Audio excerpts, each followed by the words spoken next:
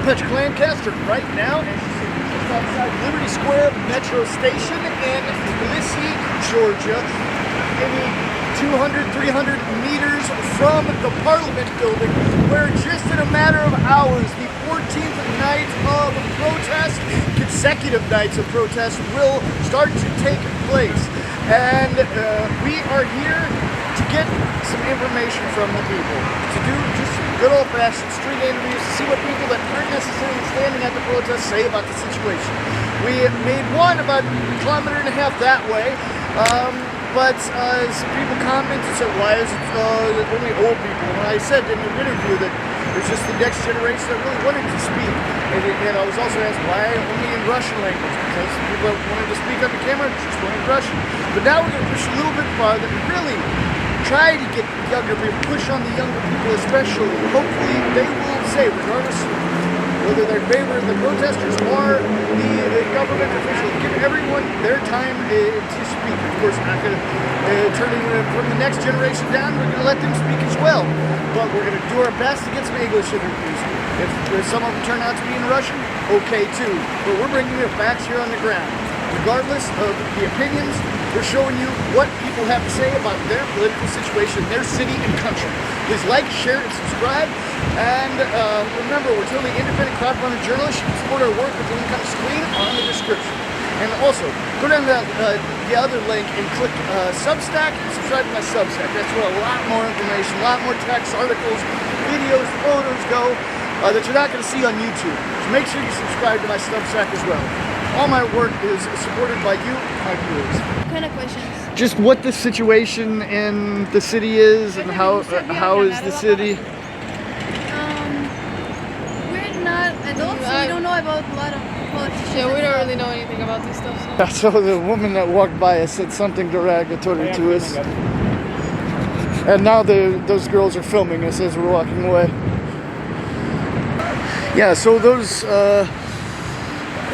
girls we were talking to, someone walked by, said something negative, it sounded like, didn't totally understand, but they changed their attitude just a little bit, and then started taking videos of us as we walked away. So hopefully we don't get recognized again, and, well, negatively, that is. What's the situation like here in the city now? Honestly, I'm not the one who lives in Tbilisi, I live in Batumi, and for me it's quite okay. I don't really feel anything enormous yet. There are some meetings going on, but that's okay. Yeah, and I feel pretty safe. Mm-hmm. There are meetings in your city, in Batumi. Yeah, there are some. It's more like, I don't know, something the same happens after football games. After what? Football games, soccer games. Okay. Yeah, and the meeting in Batumi were like here with also use of fireworks against police. No, I think they're quite quiet, so it's more like people, I don't know, trying to express their emotion and they're walking across the streets. There are a lot of police there, but that's also not fun.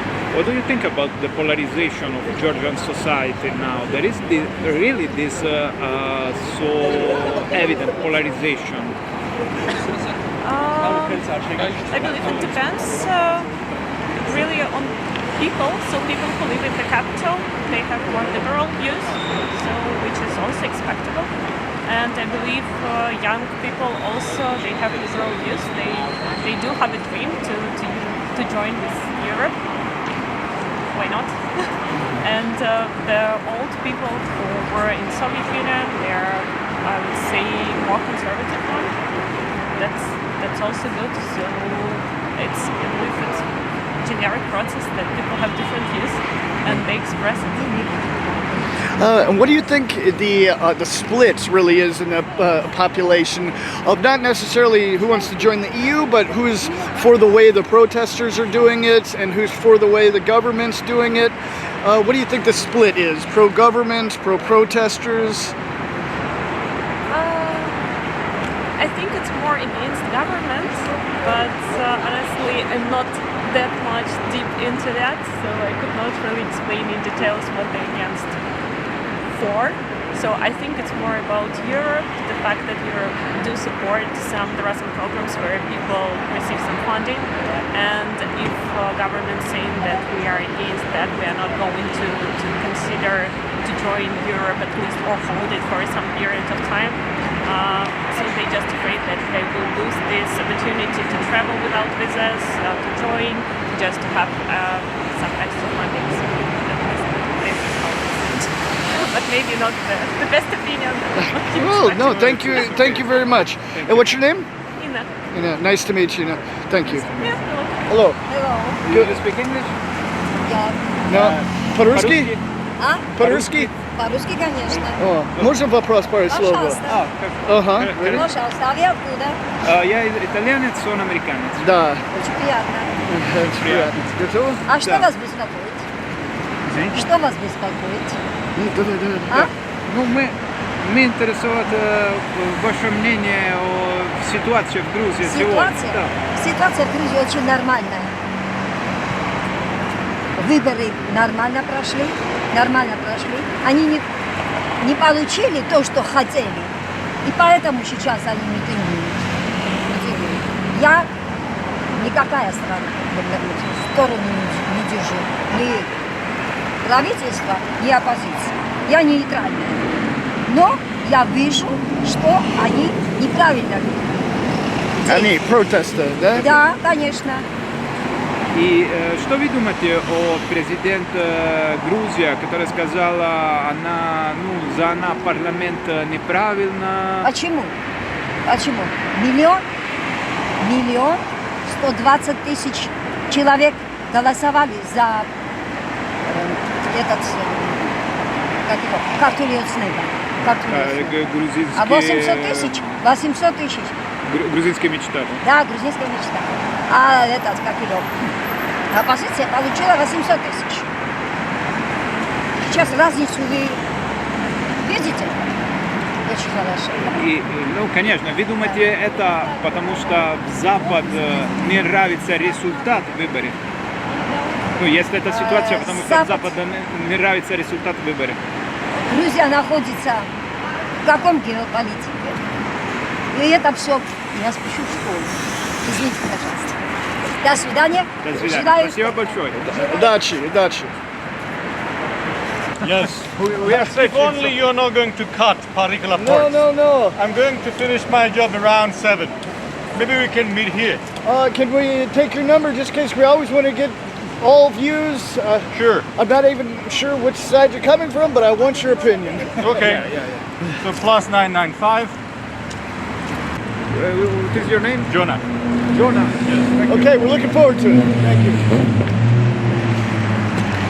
Okay, so we just got approached by someone saying, I always wanted to ask you to interview me. I said, well, great. Not sure exactly which side he's falling, and my gut tells me the protester side, because he came up not aggressive, but a little bit of something behind it. But I said, definitely want your full opinion, and he said he didn't want us to cut it, as you heard. So, yeah, we're not cutting anything. Everybody gets their chance to speak. So, let's find some information. Excuse me. No? Okay. That's a kid. Yeah. Excuse me. Do you speak English? No? Okay.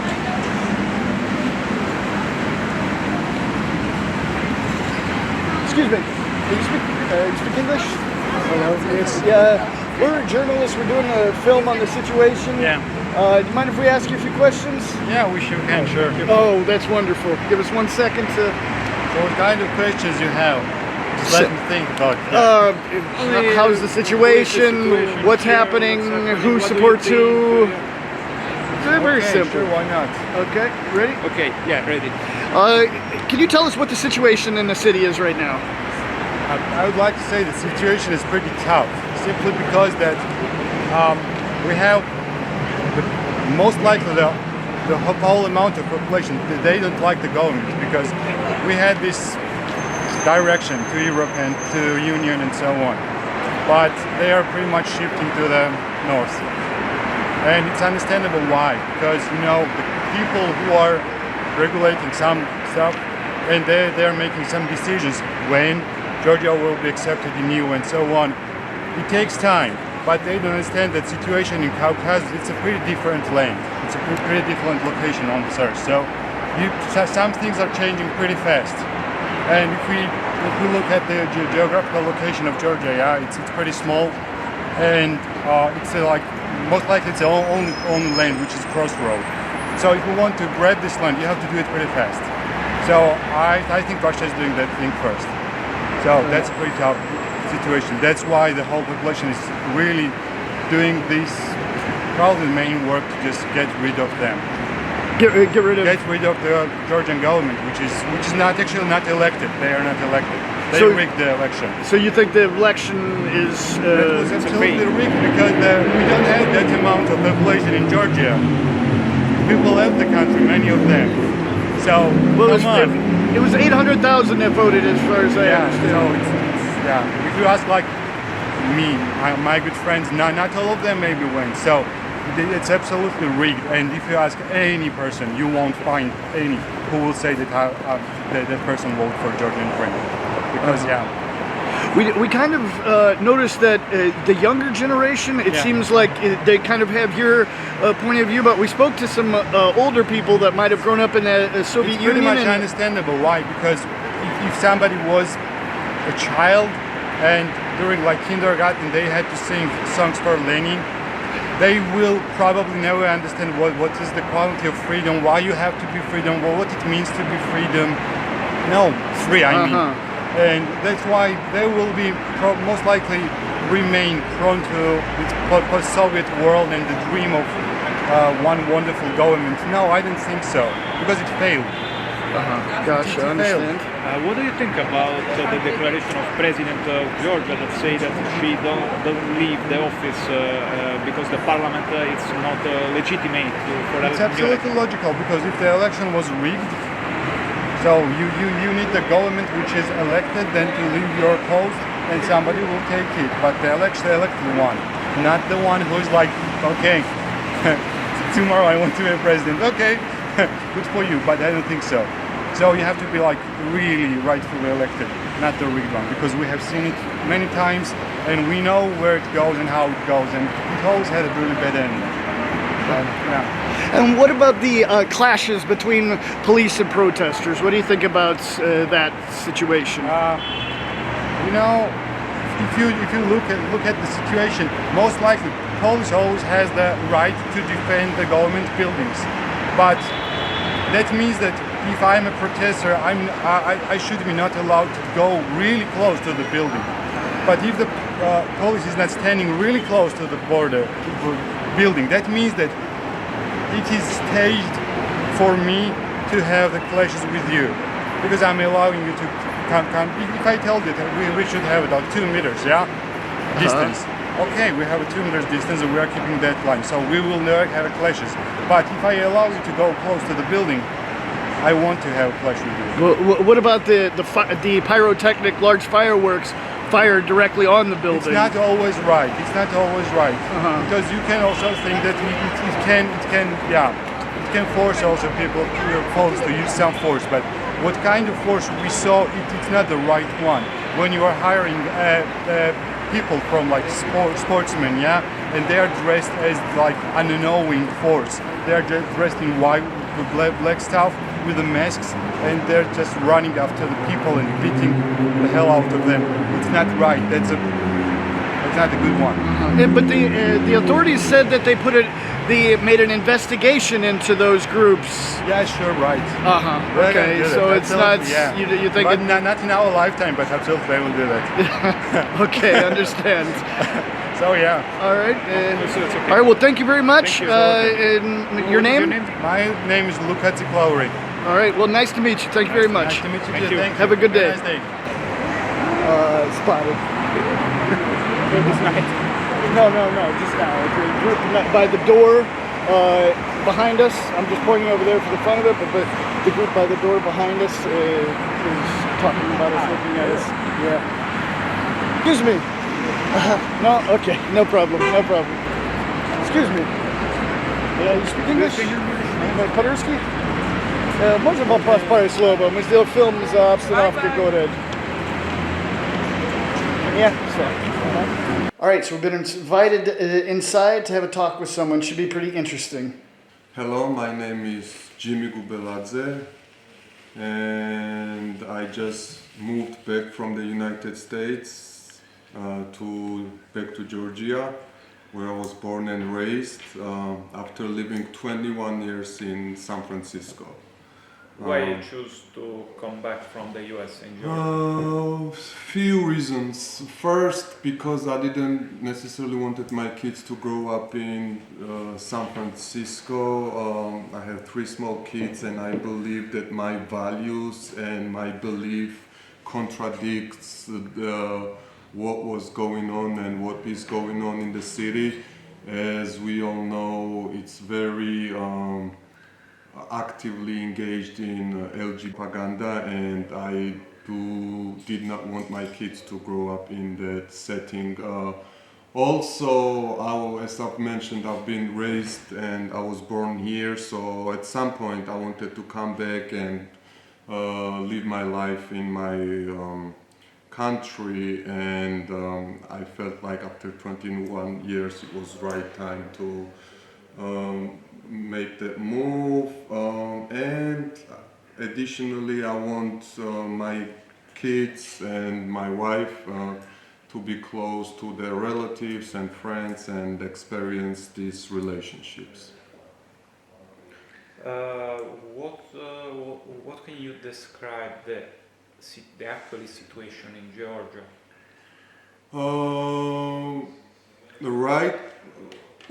Well, there is a lot going on. Economically, I believe that we're doing good. There is still a lot of work to be done.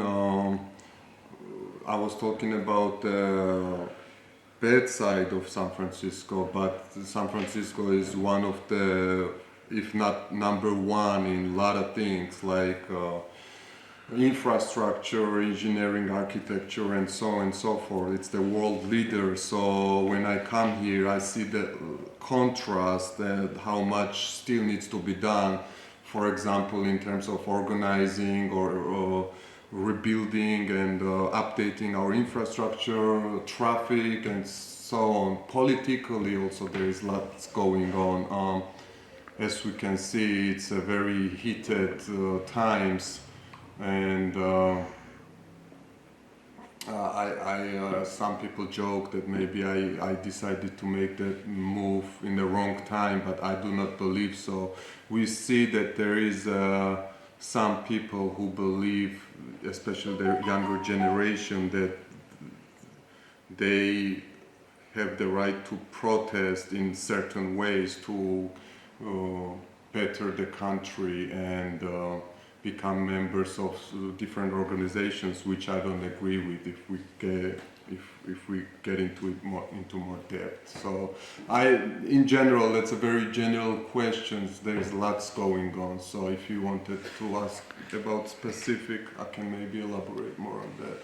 The opposition, the opposition say that for them there are no opportunity for express themselves in the media in Georgia. Is this right? No, that's very false. Just a simple fact that the TV channels who are supported or who support the opposition are outnumbering the pro-government TV channels. That's a simple fact that already proves that statement wrong. I believe that Georgia currently is one of the most democratic countries in the world. There was somebody posted a post on Facebook, and it said that I think we are the only country where a government, a person working in the public sector from 9 to 5 can finish his work and at 6 p.m. go to a protest that's against the government. That can only happen in Georgia. So that says how much freedom of speech and what level of democracy we have. In the Georgian constitution, there is an article that says that Georgia need to be part of EU and NATO. Which party approved this constitutional law? Neither. I don't think that we should have a membership to any type of organization written into our constitution. I support becoming a member of EU at some level. I understand that it also comes with a lot of responsibilities, for which we might not be ready yet. Also, we see that from the current officials from the European Parliament, we are asked to do things that it doesn't fit in our traditions and beliefs. And for some reason, when we have a situation like this, serious situation, they're trying to push those points as a priority. Joseph Borrell came out and he said, if you take back the law against foreign agency and then the law against the LGBT propaganda, then we can start talks. So that to me says that that's your priority and not necessarily the economic integration of Georgia into European Union. Yes, far from NATO, I do not agree being in alliance with any military organization, because we have to look at the reality and we have to understand where we are geographically. We are neighbors with Russia. Whether people like it or not, that's the reality. And whether we would like it or not, reality is that Russia is a big country with nuclear power, and what we're seeing in Ukraine is that they do not want to allow, especially small countries, like Georgia, to be knocking on their door with military bases of countries that are somewhat in contradiction with them. The argument against that is, oh yeah, Finland became a member of NATO, but my counter argument to that is that Georgia is not Finland geographically. Yes, they're still neighbors with Russian, but their neighbors on the other side are very pro-Western and big countries, and we are a much smaller country than Finland. Do you think if theoretically if Georgia joining the NATO will establish some military bases here and use Georgia as a battleground? Yeah, like a country base against Russia, practically. Like Estonia, for example. Yes.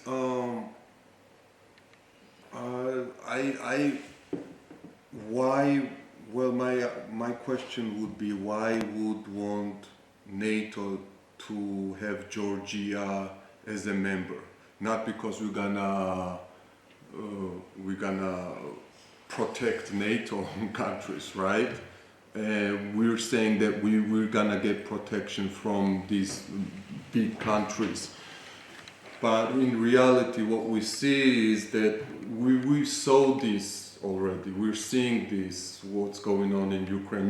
That's exactly what was going on, that the Russian government was telling President Zelensky that our red line is you joining NATO, because we see that as threat. If you can stay neutral, we can talk about anything else, but there was no agreement reached, and now we see this heated conflict, which is very sad. Nobody wants to see this, and we definitely don't want to see this in our country. So yes, I believe that it will complicate things more. If it happens that it's not gonna get into a war level, it will definitely complicate things versus easing things up. And additional to that, we have two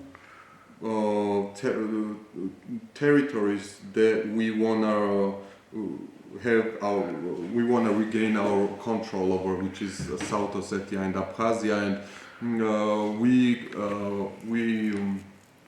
our strategy is that with peace and talks with the Russian government, we can talk with people who are living in South Ossetia and Abkhazia and kind of rejoin together and get back together versus getting different military bases and start a conflict and use force to overcome these problems. And if we become a member of NATO, let's say, I would imagine that the plan is to join NATO without those territories, which is totally against our will and interest. It's interesting your question. If NATO is a defensive alliance, so why they want so strong to defend us as Georgia? No? Yeah. It's we understand that. Reality is that these are big countries and these are big geopolitical moves, and we're just gonna try to survive. We're a little guy in between these huge people, and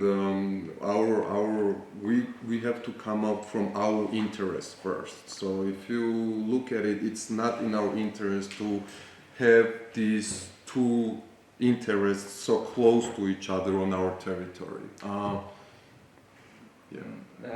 About Abkhazia and South Ossetia, do you think it can be possible a future reunification with Georgia?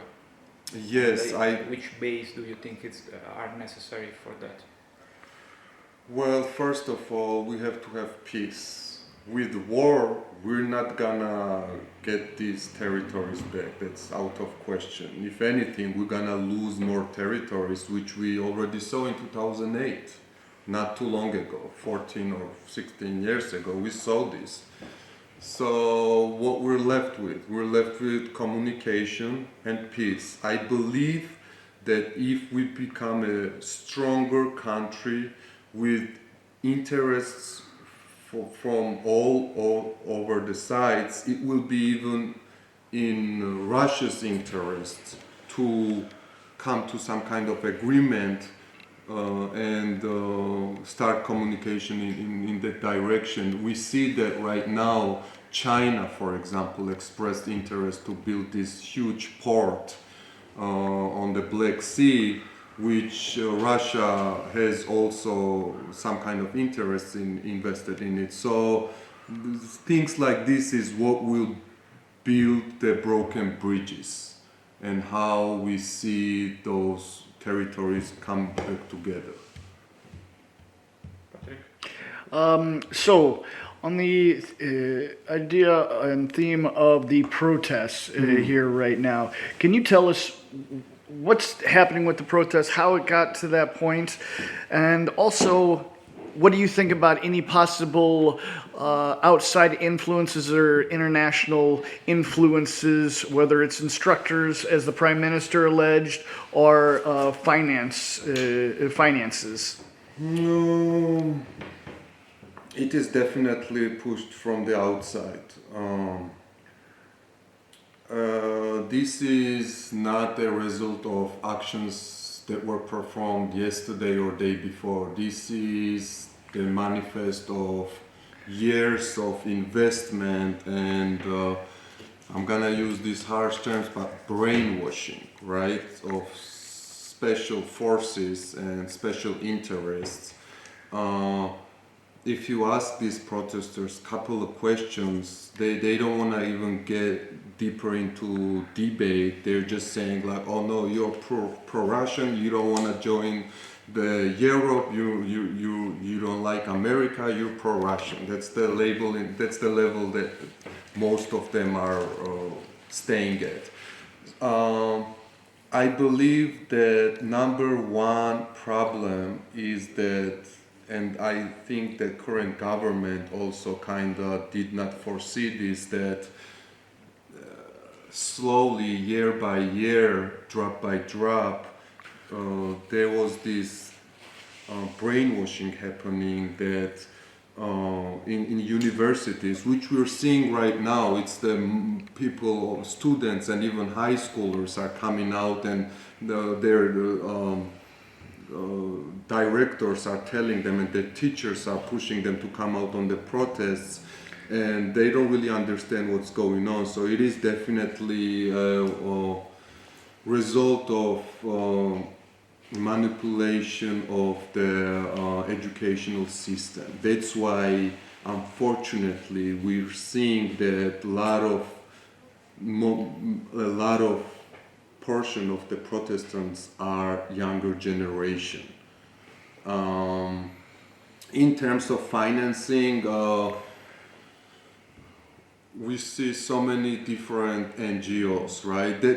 That's why when a year ago the government tried to sign the law, the foreign agency law, there was a backlash because it would enlighten where this money is coming from and how these forces are financed. So that's why we had this backlash. So yes, definitely there is a lot of resources and finances put it into these protests and actions that we're seeing today in Georgia. Mm-hmm. And the protesters are saying that the elections in late October were fraudulent, and they're also saying that the majority of Georgians support the protesters. That's what they told me. What can you say about those two statements? Well, they need to say that the election results were falsified, because otherwise they wouldn't have the majority, right? When someone says you're not the majority, you have a few thousand people on the streets, and then next thing you tell them is that we just had the election, so we saw where the majority stands. They need to say that the elections were falsified, otherwise they don't have a justifications for their actions. So those two go together. We are the majority, that's why we have so many people on the streets, and yes, the elections were falsified. I do not think and I do not believe that the elections were falsified, because I talk to people on a daily basis, my neighbors, parents of my kids, kindergarten and so forth, just random people, and just me as one individual talking to all these people. They don't believe that the elections were falsified. Unfortunately, the same finances, same money, same NGOs are trained very well to create this false virtual or false reality. The simple fact that if you post something on social media that doesn't support their position, you're gonna get 10, 15, 20 random people jump on you and bully you to saying, how do you dare not supporting us? So they're very aggressive, and we saw many times that we have trained media inside and outside of the country that can create these false images. As I've said, I just moved back from United States, and my ex-coworkers, they don't know anything what's going on in the country, but they're watching these things on the media, and they really think that it's a few 100,000 people on the streets. But when we really see that at most it was maybe, I'm not an expert, but I would say 40,000-50,000, but it's been declining, and it's not portraying the will of the majority of the people, in short. Mm-hmm. And on the previous question, you said that there is outside influences, particularly financial. Mm-hmm. Can you get a little bit more specific with the outside forces? Well, I'm not. I don't want to say something that I don't have first-hand information, but mm-hmm. I'm just saying what I've been observing myself. It wouldn't be right for me to just make statements without actual Exactly. information. But based on my experience, what I see, how quickly things are evolving and how organized these protests are, for example, and how quickly even immigrants who and even public figures outside of the country, how quickly they're staying on one page and saying the same exact sentences, for example, and giving same exact messages. This is not a natural happening of the events. It's not a natural unfolding of events. It really seems like a planned, organized way of creating these events and images. So that's one thing that I've been observing, and that gives me personally the reason to believe that there's a lot of resources and finances flowing into, and there are so many NGOs, right? And I know I used to also live in Europe before United States, so if anything, I know how Europe is and how America is, and I definitely know what great things they've done and they can do, but no one really talks about those things, and no one talks about a simple example would be, we see all these protesters and young kids, they're smoking cigarettes. You don't see smoking cigarettes on this level anywhere in Europe or in America. So why we do, me personally, I have never heard any NGO coming up to it and putting this agenda as a priority, our health, and like this is the real Europe that we want to join, that like let's do this propaganda against smoking cigarettes, for example. But no, we don't talk about this. We talk about you are pro-Russian and you don't want Europe, and very superficial level. So that, and all these NGOs, we have few hundred NGOs, and none of them are putting real problems on a plate. Instead, they're all unanimously support these protests and chaos in the country. Yeah, and also, unfortunately, an experience myself and colleague had at the protests. We were approached, actually very aggressively approached by a group of protesters that slowly, as more attention came, grew and grew and grew to many people with and without masks on, that threatened us, followed us, pushed us, and basically did what they could to stop our work as journalists. What could you say about that type of thing? Very common from, I don't want to put everyone in the same pot. I understand that a lot of the people are confused and they really stand there because they think that they are solving the country's big problem, but a lot of them are very aggressive and they don't have anything to do with democracy. A simple fact like that you experience is very common. Freedom of speech is totally the opposite of what they're standing for in reality when it comes to like individual conversations. So yeah, I'm not surprised at all that you've experienced that. Is there anything else that you maybe think people in the United States or Europe need to know about the situation in Georgia right now? Yes.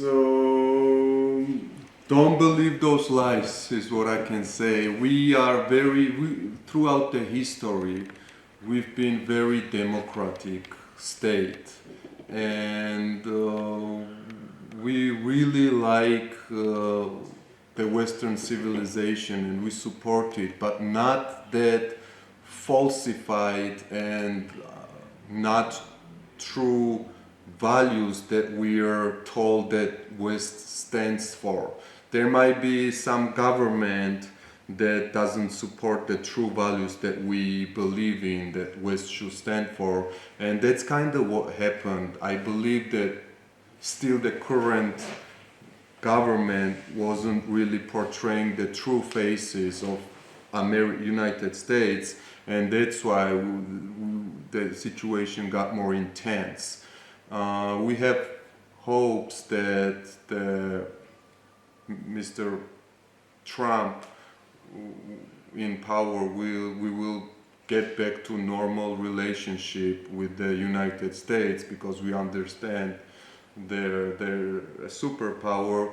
At the same time, we want to walk this fine line and come to good terms with the Russian government, and finally we can be the hub, a small country, but I believe we can be that hub to put those different interests together while we push our agenda as well.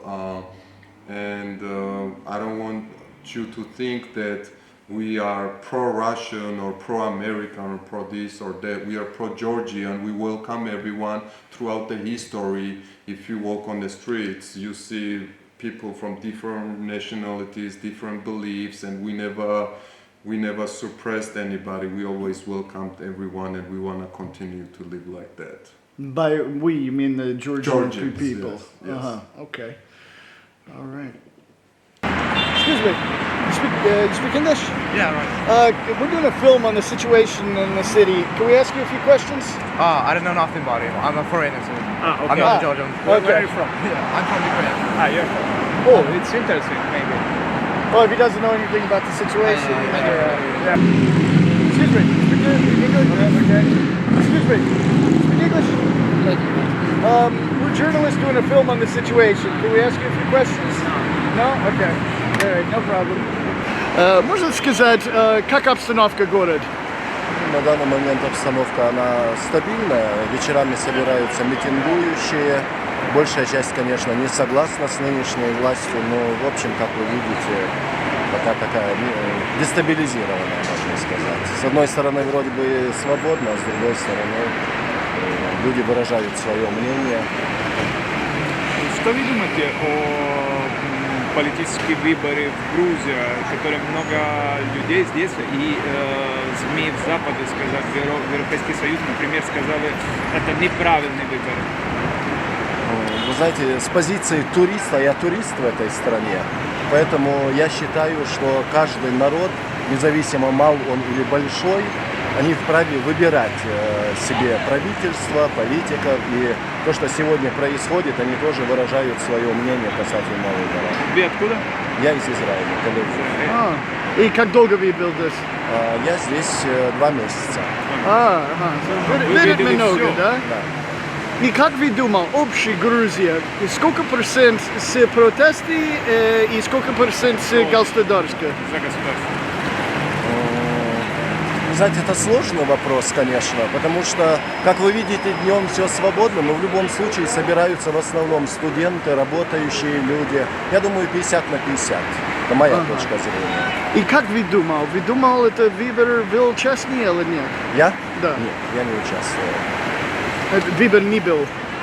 Вы имеете в виду, участвовал ли я или были ли выборы в Грузии? Не, Я не совсем понял. если за вам выборы... Думал выбор, честный или нет? Сложно судить. Потому что, знаете, когда человек не видит своими глазами, не присутствует в качестве эксперта или в комиссии, поэтому говорить можно по-всякому. А как произойдет и что будет, это уже покажет дальнейшая обстановка. Поэтому в любом случае правда, она рано или поздно выйдет наружу. Я считаю, право за людьми, где правда, там оно всегда стабильно. Спасибо большое. Excuse me. You speak English? Yes. Can we ask you a few questions? It's hard. Okay, no problem. Question about the situation in Georgia. Okay. No English, no. По-русски?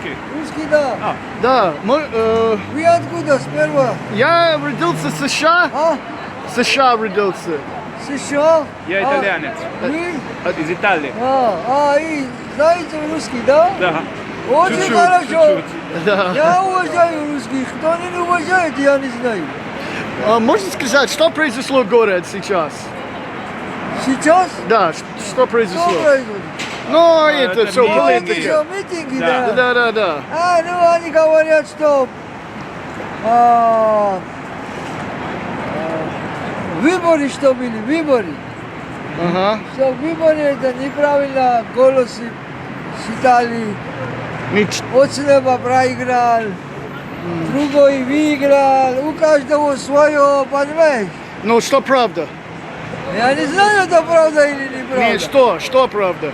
Что правда? Да. Что правда, только Бог знает, которого они не верят. Ага. И митингующие не верят.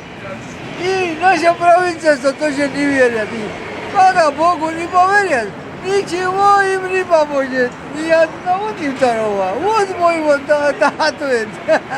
Потому что Грузия это православная страна.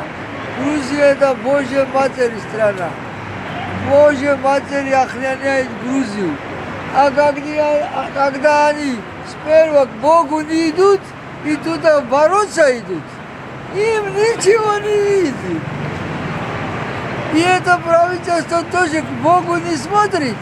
Они тоже погибли. Оба вместе, мы победим, понимаешь, в конце, мы, которые верим в Бога.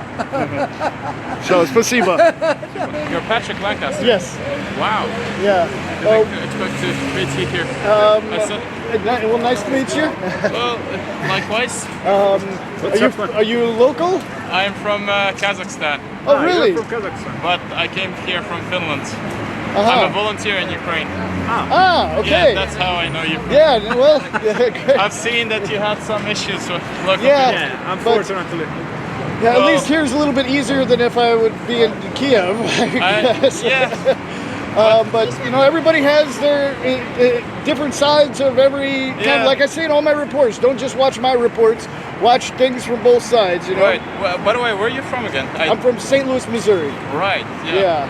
And Well- fate just brought me to Donetsk in 2014, and I was in Kiev in 2014 in the Euromaidan protests, and I Yeah. have pictures. And my aunt lives there, nice. so we're a bit of different sides here. But Yeah, I mean, if What can you do it's about all, everything's all in the eye of the beholder. If I would have ended up in Kiev in 2014 instead of Donetsk, yeah, I would have had a Yep. totally different opinion of what was happening. But fate brought me to Donetsk. My wife you- is from Donetsk. were you there before 2014? I got was there living in- in 2012 there. I got there in April of 2014, just before the war broke out. Do you know the region called Spartak in Donetsk? Yeah. I lived in Spartak. No. Yeah. I've been doing humanitarian aid We, distributions there. we left from Spartak when the thing there's- started to Kiev. There's about 42 people there now. Yeah, Yeah. it's really So- hard. It's one of the worst Now you're hits. living in Finland. Yeah, but I stayed there. I wasn't like fully living there. My aunt lived there, so I stayed So there. a your little bit. aunt is from Sparta. Yeah, but no, she's Kazakh, but they moved with her husband to Donetsk, like Wow. Okay. maybe in 2010, 2005. Oh, so not Like that my long. family and her family, we both moved to Europe at the same time. My mom moved to Finland and they moved to Ukraine. So she's from Spartak. I'm actually going to do an interview in a couple of hours with Kazakh journalists, which we Okay. work together in Ukraine with. And you've been here for long, or? About since this whole thing started. Okay, But maybe I'm you'd like leaving. to- I'm leaving tomorrow morning. Okay, maybe you'd also like to do an interview with us, or? If you're interested. Yeah. But, One second, excuse me. Excuse but me. keep in mind, I'm a bit, against the whole Russia stuff. And it's we're not trying to important. show I know, different but opinions. from the comments I read on your channel, they're very, very pro-Russian, and I don't know if they want to see me, sure. But I'm gonna say fully my opinions. I'm not gonna say anything. Well, we could knock it nice. out right now if you'd like. If you've you got like to, time. but I don't have anything. You can ask me anything. I can just. We'll ask you the fully- exact same questions we've been asking everybody else. And Sure. actually, If you're you not like- the only foreigner. We already spoke to an Israeli as well. Yeah. Oh, there's a lot of Israelis Yeah. here. There's a Jewish quarter in the old town. And I spoke to an Argentinian and everything. So, it's I'm working for the Italian TV. Yeah. So yeah, just to be clear, but Yeah, buongiorno. Are you speaking Italian? I studied languages, Okay. but I don't speak Italian too well. so you know my work from Donetsk. You too, from Donetsk, from Ukraine. I And- know that you've stayed and you visit the frontline troops and the Russian ones and DNR, LNR people. Yeah. Yeah, from And- YouTube generally. And you're a volunteer on the Ukrainian controlled side. I volunteered in Kiev, Bucha, Irpin, Bogdanovka. I've stayed there for about a month and I've seen quite a lot of things. And yeah, I volunteer on the Ukrainian side. Okay. And how long have you been here in Tbilisi? I've stayed here since the main protest started for a bit over 2 weeks, and I'm leaving tomorrow now. Okay.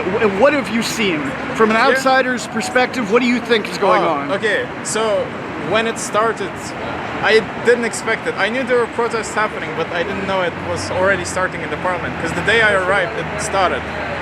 And from my perspective, it started very, like, not as peaceful, but it was fine. Nothing too dangerous, nothing too aggressive. I was walking down, I was filming everybody, because I'm also interested in this kind of stuff. So I was taking pictures of everyone, asking what they think of this, asking the young people. I got 2 different sides, which is mostly young people, like younger than 30, completely against the Georgian dream, completely against Russia. And older people who I've talked to are generally indifferent and want all this to stop. Yeah. But from the meeting, the protests, it started going a bit brutal after a couple of, like after the first week, I think. The police started being very, very aggressive. I got tear gassed. I got hit by fireworks twice, but that's my own problem. Because I ran up to the fireworks myself, trying to take videos of it. And I have a video of me being blown up by fireworks. It got right next to me. Us too, yeah. Yeah, not the best. But the police have been using very harsh measures. The first week-ish, it was fine. I think they didn't know. They didn't really know what to do. And after that, they started using harsh tactics. Some protesters told me that they got hit by water cannons with pepper spray in it. I got hit by a water cannon, but I didn't have any pepper spray. I was fine. Yeah, we got gassed as well, but it was 2 separate things. From what we saw was water cannons on one side, and then the gas grenades being thrown over. Yeah. And those were very effective. Yeah. About a week ago, I was with the reporters and journalists right next to the church, the cathedral, next to the ambulances, and the riot police started firing at the ambulances. A couple of Really? Yes, I have videos and pictures of that as well. Wow, that, It got if you could reported. send me one, that would be Yeah. wonderful. And that's when I got gassed. Not my first time being gassed, but sure wasn't fun. I didn't have anything covering. I didn't expect to be gassed. What day was that again? I have pictures of it, and I can tell you from the, I would say around a week ago. We were on the sidelines in the side street. Not Well, in the Friday main night maybe. street. I'll tell you right now. Can I ask if you are 3rd coming December. 1st December? 3rd. Tuesday. So that was the day before I arrived. Right. So. You are from Kazakhstan, but you are living in Finland. Yes. You are volunteered in Ukraine. Now Yes. you are here. You are coming here for help the protesters. No. I was originally I was vacationing here. Ah, okay. Yeah. Well, I knew this was happening, but it wasn't my interest on coming here for that purpose. And for these specific protests, I've been staying on the sidelines, just talking with people, trying to figure out what their opinions, what's happening. For understand the situation. Yeah, because I was just curious. I didn't know that much about Georgian history. I know the war in '93, in 2008, and Abkhazia, Severna Ossetia, all that stuff. But apart from that, I didn't know too much deep into this.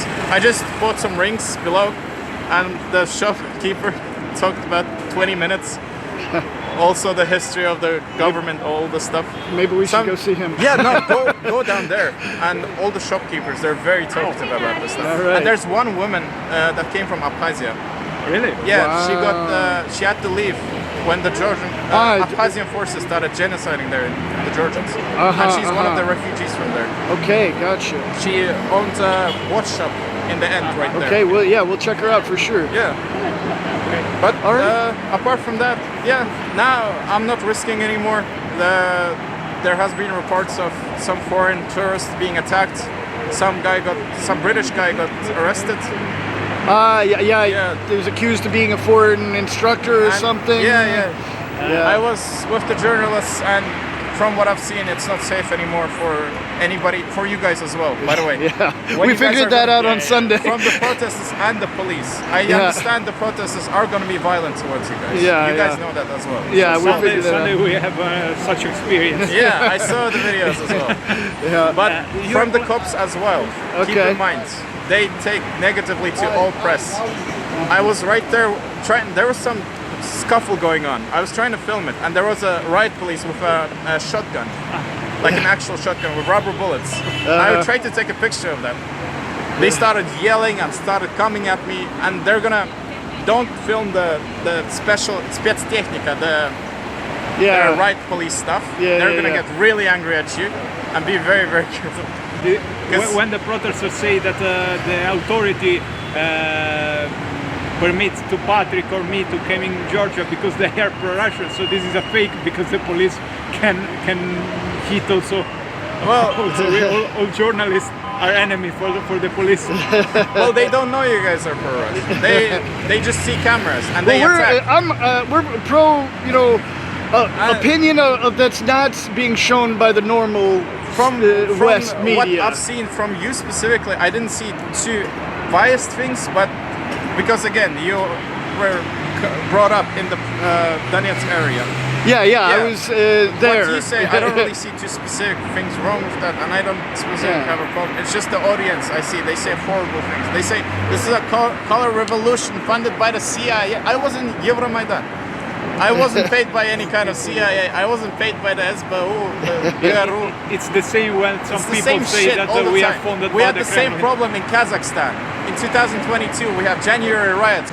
So we have the same amount of problems. And people say, I'm not gonna blame anybody, but just sometimes in the comments I see very horrendous shit that just makes me. Why do people think about this? People in the West who have no actual scale, or they don't know how things are actually going. I do understand again from the DNR and LNR perspective. I have my own opinions about that as well. I don't think completely I'm fully supporting the Western side of things. No, it's bullshit. Fuck the West, there's a lot of fuck Russia, fuck America, fuck everyone. Just leave small countries alone. That would be perfect. That's what I think about this stuff. Great. And everybody has their own opinions, and there's facts are facts, and people need to see as much as they can and make their own decisions. All right. Well, thank you very much. It's great meeting you. Great meeting you guys. All right. Well, that was an interesting interview. I heard a little. Oh, Patrick, is it you? And,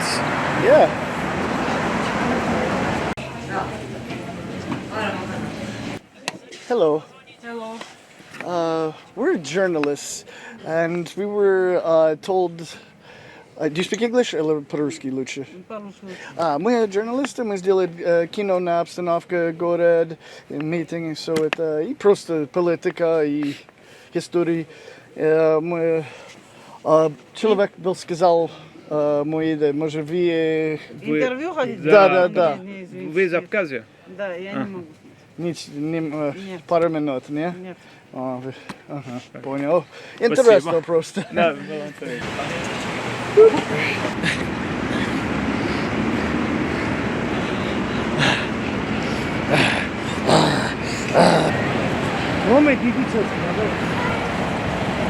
Can we ask you a few questions? We're journalists doing a story on the city.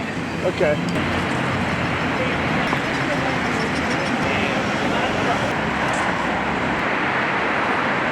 So, as you saw earlier, we met someone on the street that wanted to have a conversation a little later, and we have now met with Jonah, and we're going to have a talk. Okay, Jonah, yes? Yeah, you can call me Jonah, as you prefer. Okay. So you were seemed interested to have a discussion today, yeah? I can tell that I have seen the previous videos, and I was kind of disappointed and generally speaking, the stories were told were just only biased and one-sided. This is my subjective evaluation. However, well, I do have my logical arguments about that. So I can just tell a few things about myself, that I've been born in Georgia, I've been raised in Georgia, I'm a Georgian citizen, and as a Georgian citizen, I would say that I am pro-EU, I'm pro-NATO, I'm pro-Georgian and US relations. And when I say that, it's not just a ideological factor, or sometimes I see that in your comments, in your videos, in the comment section, there are people telling, oh, CIA is working here, or that they're doing the Maidan 2.0 or something like that.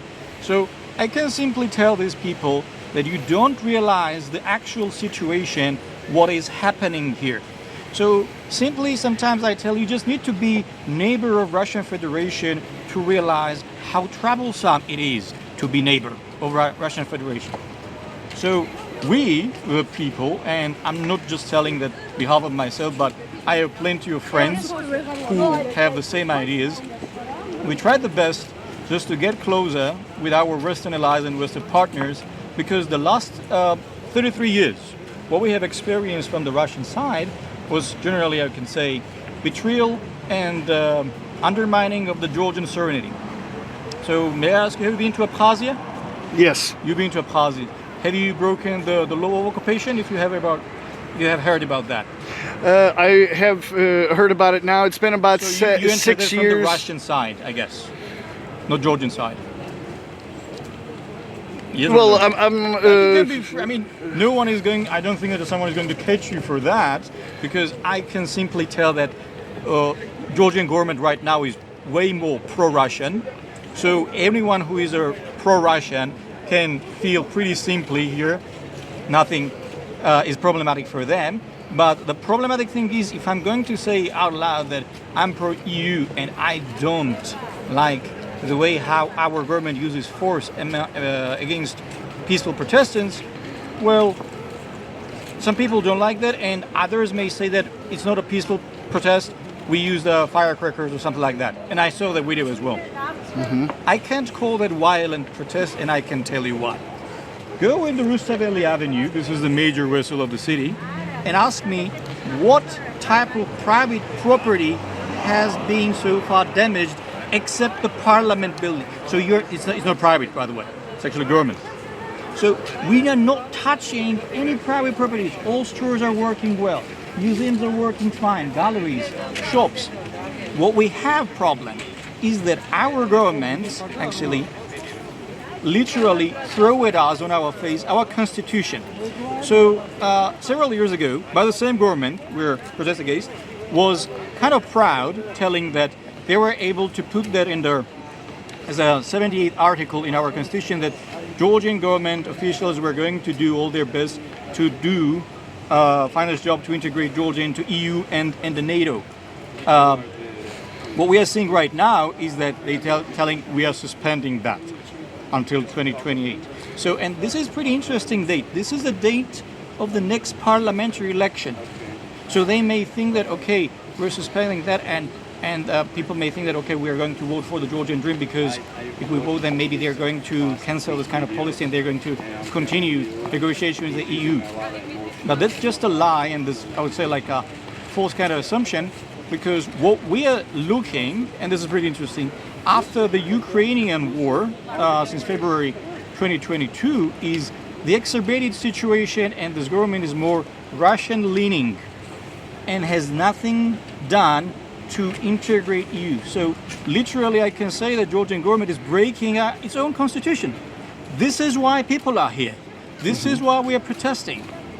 And we definitely prefer to be part of the West rather than part of the Russia. I can explain that. I can tell you the history of Georgia through the independence time. I'm actually a political scientist, so I do that. I'm just working in that in my dissertation. So whenever, I can tell you, the middle of 1990s, whenever Georgia, so you've been Abkhazia, I'm not sure about your knowledge in this kind of case, but you know what was the actual consequence of the ceasefire agreement with the Abkhazian side? So people always tell this ethnic conflict. No, it was a conflict with Russia. So at the end of the ceasefire agreement, we say that, okay, we are going to become member of the Commonwealth of Independent States, dominated by Russia. We're going to sign the collective treaty collective security treaty, also dominated by Russia, and we're going to legalize Russian bases in Georgia. So if it's just an ethnic conflict, what is the point of becoming member of the Russian-dominated organizations and also legalizing Russian bases there? And the heartbreaking part was that the so-called ethnic conflict was actually proxy war from the Russian side, caused to get around like 300,000 internally displaced people from the Abkhazian part. So after that, Shevardnadze, the second president of Georgia, tried the best to somehow settle down and stabilize relation with Russia. But whenever Azerbaijan had idea to create a pipeline through Georgia that was going to connect Turkey and that was going to give Georgia some economic independence, plus we're going to get some benefit from that, Boris Yeltsin, that time Russian president, was against that. Even Shevardnadze mentions in his memoirs that whenever the second serious attempt of his assassination happened, he get called from the Boris Yeltsin telling that, congratulations, you survived, but remember, the pipeline is not going to be built. So whenever Georgian tried to get some economic expansion and aggrandizement, Russia always tried to spoil that. Russia always tried to prevent that. Whenever we try to solve the problem with the occupied territories and we are just trying to get our internal displaced people there, Russia is always against that, as well as other satellites of the Russian Federation. And the only way actually we can rely is our Western partners who try to promote democracy. And again, I just want to emphasize, it's not CIA-led kind of coup or Maidan 2. We are different people. This is a different culture. I'm pretty sad what happened in Ukraine, but no one tries actually to overthrow government using arms or using the brutal force. We just want peaceful protest. And sometimes I hear this kind of question: what is the motive of the protest? What people want? We want new elections. Let the Georgian dream yield in this demand. Let we have new elections, and let's see again what is the result. So Georgian Dream had almost 4 years to work with this election, and there's a plenty of cases whenever it was rigged. There was plenty of cheating there, and we just want to try to repeat that in this manner and see if, in this kind of moment, whenever Georgian Dream has no actual time to prepare the particular schemes to again with the elections, what the actual results are going to be. So we just want to we just demand our government to fulfill the particular part of our constitution that tells that we just need to become part of the NATO as well as EU. We just need to strive for that, and government and bureaucratic branches need to do everything for that. And we also want new elections. That's all. And I can definitely tell just U.S. involvement and the kind of colorful revolutions that is always emphasized, it has right now nothing to do. And if you look at the protesters, you mostly are going to find that these are young generation who have been to Europe. I'm being an exchange student. I want European values. I want European standards. In Russian Federation, in the country that is major oil and gas exporter, and most of its villages have no access to the natural gas, I don't want to have any kind of connection with that type of country. I want stability, transparent institutions, and a regulated but still capitalist system. This is it. I remember you being also not welcomed in action, and you were telling, and your argument was like freedom of speech. We do agree on that. But on the other hand, we need to find out the responsibility, what is behind the freedom of speech. I can simply tell you that you're a Russian propagandist. And that actually wonderfully fits my freedom of speech, despite the fact you may not like that. So it is not actually surprising that you, who've been showing just the one side, and maybe staged, because there are plenty of actually works and investigations telling that.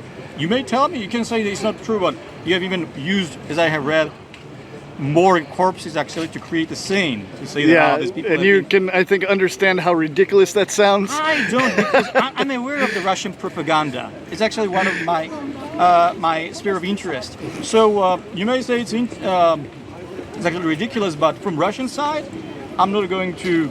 It's not going to be surprising if someone does like that. So I can also tell that my idea that your Russian propaganda is not just based on on just my abstract fact. So they say that you had a kind of non-direct ties with Eric Patrushev, who was the secretary of the Russian Security Council. So whenever we hear this information and this, And it's because talking to someone you have ties three ways. Yeah, maybe you can It's say, but still, whenever people know and people have kind of background, and you come here and you say, I remember also the video you were telling that, oh, you just they're just directing these firecrackers to the parliament. It's violent. It's actually sort of riot. It's not riot. It's just peaceful protest. And this was the nature reaction whenever the police forces brutally dispersed our protestants. So on the 28th of November, whenever everything started after the statement of the Georgian so-called prime minister that he was going to suspend the negotiations with the EU until 2028, people just were standing here in a peaceful manner, and what happened after midnight was they were brutally dispersed by police forces. So they actually got the natural reaction from our side. We're not killing anyone, but if someone is going to use tear gas, rubber bullets, water cannons, we also need something actually to defend somehow ourselves. It's nothing to compare with like a French kind of riots and a French kind of protest. So I would say this is a natural process, and it's not just like a U.S. involvement of CIA involvement. It's like excuse me for my French, like bullshit. It's just a genuine reaction of the Georgian young people who just don't like the steps actually that are made by our so-called government. That is it. Any other questions? I have some questions. Go for No it, problem. and then I'll get in. Three questions. Okay. We can start one by one if you want, or they are just. First one. Yeah. In the Georgian constitution, there is an article for the integration in NATO. NATO as well as EU. This is written Euro-Atlantic as well. But Yes. the entering in the NATO especially is vinculated to the favorable vote from every NATO member. And what Article do you think? 5, Yeah, yes. and for example, Ukraine now have a big problem for entering NATO because Germany, for example, don't want Ukraine Yes. in NATO. Yes. And it's the government responsible for that if other NATO countries don't want Georgia because it's That's a very good dangerous, question. etc. So we experienced this kind of issue whenever in 2008 there was a Bucharest summit, and generally granting Georgia a membership action plan was prevented by German and then French sides. We simply can call that exogenous factors. I understand that some countries are not willing to let Georgia to join the particular military political organization. But this does not give excuse my officials, my government members, to say that because of that we are not going to work with them. We're not going to negotiate with them. On the contrary, whenever you realize that there is some sort of barrier, you need to put all your effort to work with them and to realize what can be the solution, how we can overcome this kind of problem, how we can solve that. So this is my problem. Right now I'm not blaming EU members or I'm not blaming NATO members. Right now there was a loud and clear told the so-called prime minister that we are suspending negotiations, and what caused aftermath. What was caused after that was that United States also suspended strategic partnership. So let me be crystal clear. So what we are trying to get is economic cooperation with the EU plus security umbrella from our Western allies. And it has particular ample reason for that. Just 45 kilometers from the city, there are Russian soldiers. So whenever sometimes my Western colleagues are telling that our inflation is pretty high and they have just other economic issues, I always tell them, I'm a little bit jealous because, you have this kind of problems and we have the existential problem. We don't know when these forces may enter here. And another problem of the current government is the so-called the strategy of the appeasement, I would say. They just try to give up all these benefits, what are coming from our Western allies, just to appease Russian side. They call also that strategic patience. That's their narrative. I would simply call it strategy of appeasement. And they just try to change our foreign policy course from balancing Russian threat to bandwagoning with Russia. And as a political scientist, I can tell we don't have any guarantee that this is going to prevent any potential Russian aggression. We already tried that in 1990s. It didn't give us anything. Even in Shevardnadze's time, some high executive members were selected after negotiation with the Russian and the Kremlin side. But again, what we get was that Russia was not giving us the prospect to develop our economy and to have normal life and just to expand our economy and to have a normal situation here. So we tried that. It didn't help. So I would say this is already tried practice. It's not going to help us. And if we're going to break all these ties with our Western allies, it would be way more simple and easier for Kremlin just to do whatever they're doing right now in Ukraine. So we just need allies. We just need strong partners. And in this case, it's the West. You spoke about Russian bases in Georgia. Yes. Right now we have in so-called South Ossetia, it's Stain Valley region, and there's Abkhazia. So these are the occupied territories. Back then, so okay, you can finish the question. As a NATO country, you Yes. can have NATO bases in Georgia. Yes. This is not a problem for you. Definitely not. How do you think why I need NATO bases here? I need to balance the Russian threat. NATO and the US is not going to undermine sovereignty. At least I can tell you, even though you can be skeptical about that, I can simply tell that there's no practice. What is undermining my sovereignty right now is Russian military bases in 20% of my territory. Simple. So I want to have, I'm a small country citizen, so small countries are security consumers rather than can give much to the greater political alliances. So I just want United States, and it was actually in the interest of the United States to create the stable corridor in the Caucasus region using Georgia and Azerbaijan, just to let the oil actually to flow pretty easily. And in 2001, after the 9/11 tragedy, it was in the interest of the United States to stabilize the situation here because there was ample reasons of the radicalization cases in the Northern Caucasus, and there were actually some liars of the terrorists. So United States and Georgian interests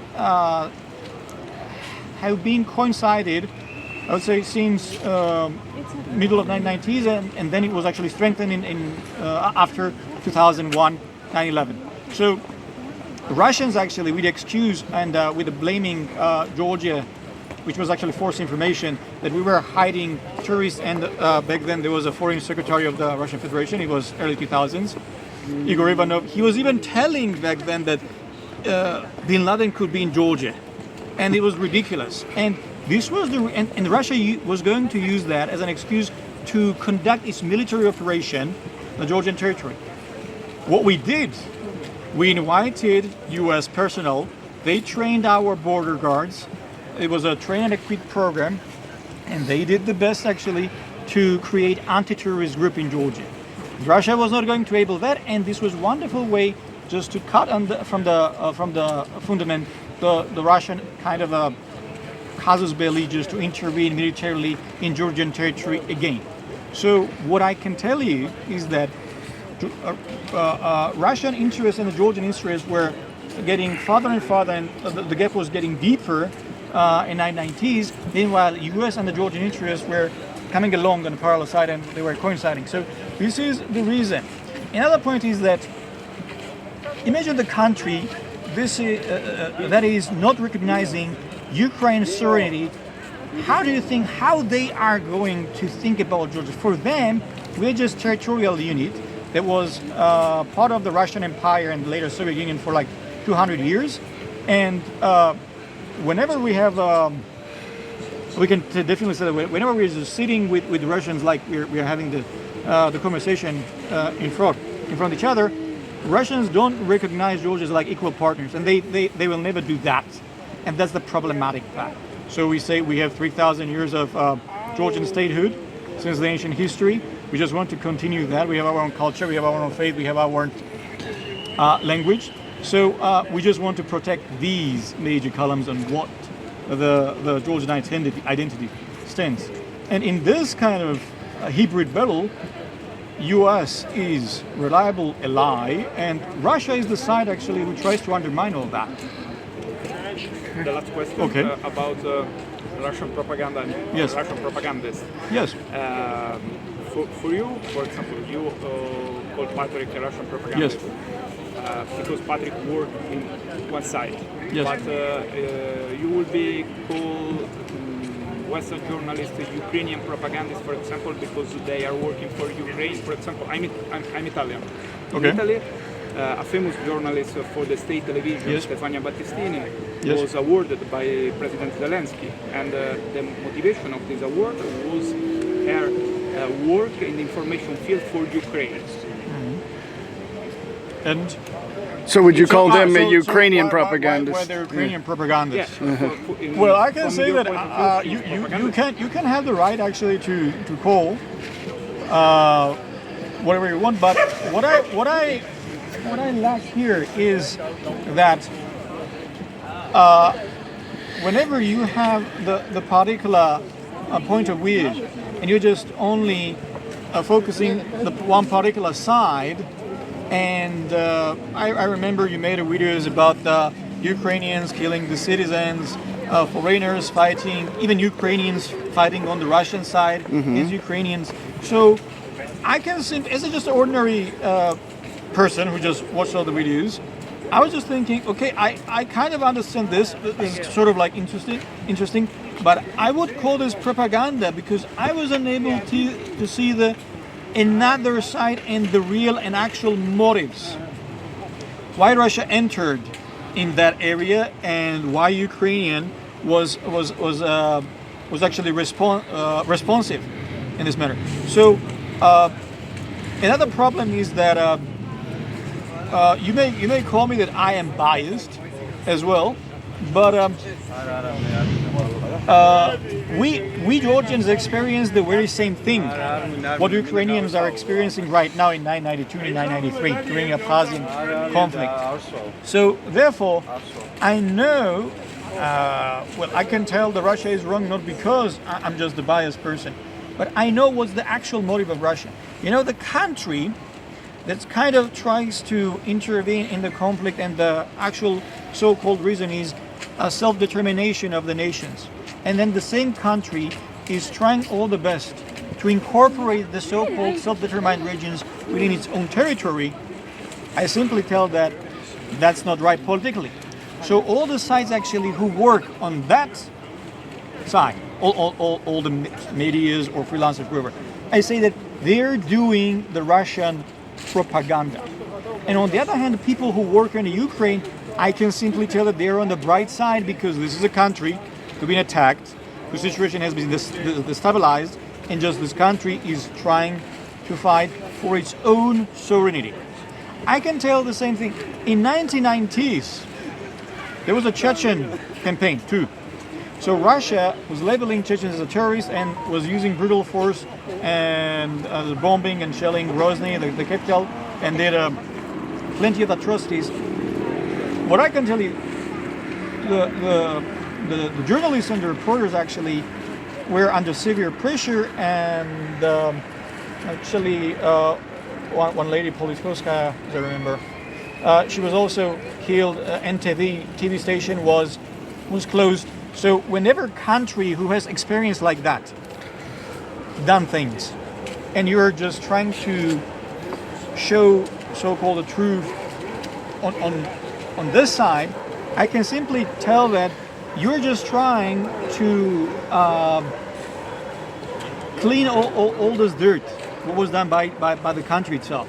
So in this case, I would say that sometimes it's hard to find the dark side and the bright side, but for me it's pretty clear that Ukrainians are trying to fight for their sovereignty. So the journalist actually who goes there and who tries to interview Zelensky or realize what happens there, I can tell that okay, it's his own subjective point of view, but well, they may also go to the Russian occupied parts if they are welcome. So how do you think, are you going to be welcomed in the Ukrainian side? Are you going to be welcomed on the Ukrainian side if you want? No. Of course not. Of course not. They want to arrest us.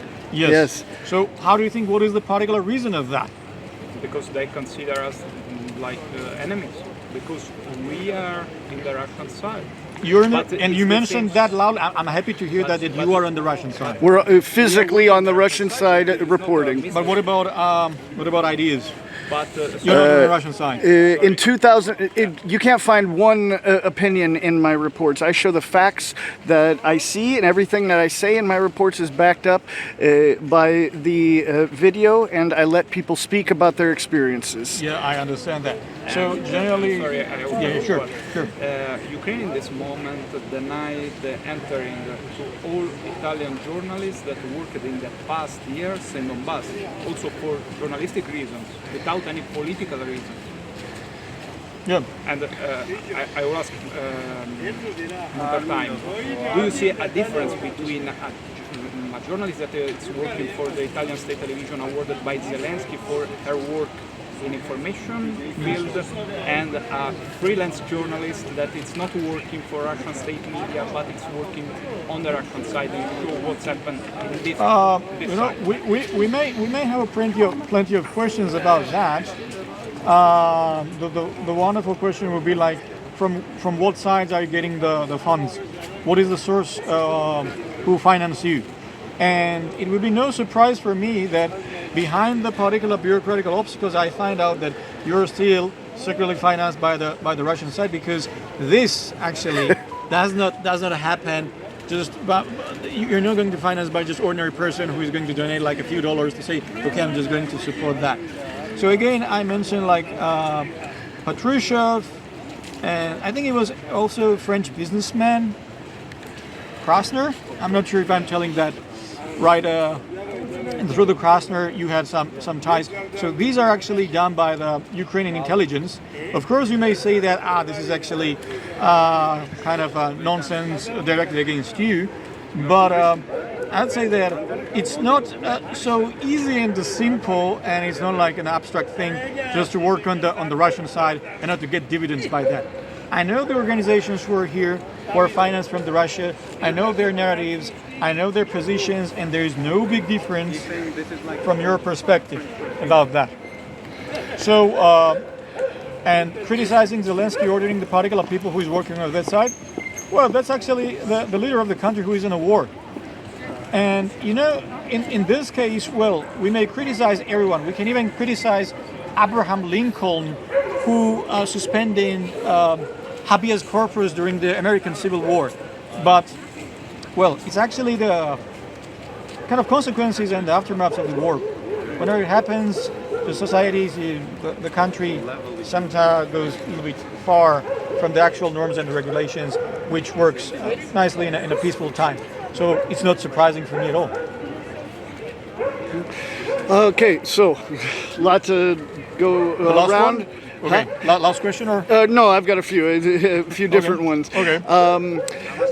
But first of all, appreciate we having a civil conversation I will here. be more than glad if I'm going to see entire, if it's possible, of course, entire my speech in the video and not just the cut parts. You will. If it. You will. I'm just looking forward to that. Yeah, just So like it's- 95% of my interviews, that's kind of my thing. I try to put up full Okay, interviews let's with see. no special Let's see that. cuts. So to just back up a little bit to Okay, respond to sure. a few of the things, Andrea did a great job, I Yeah. think, hitting on some.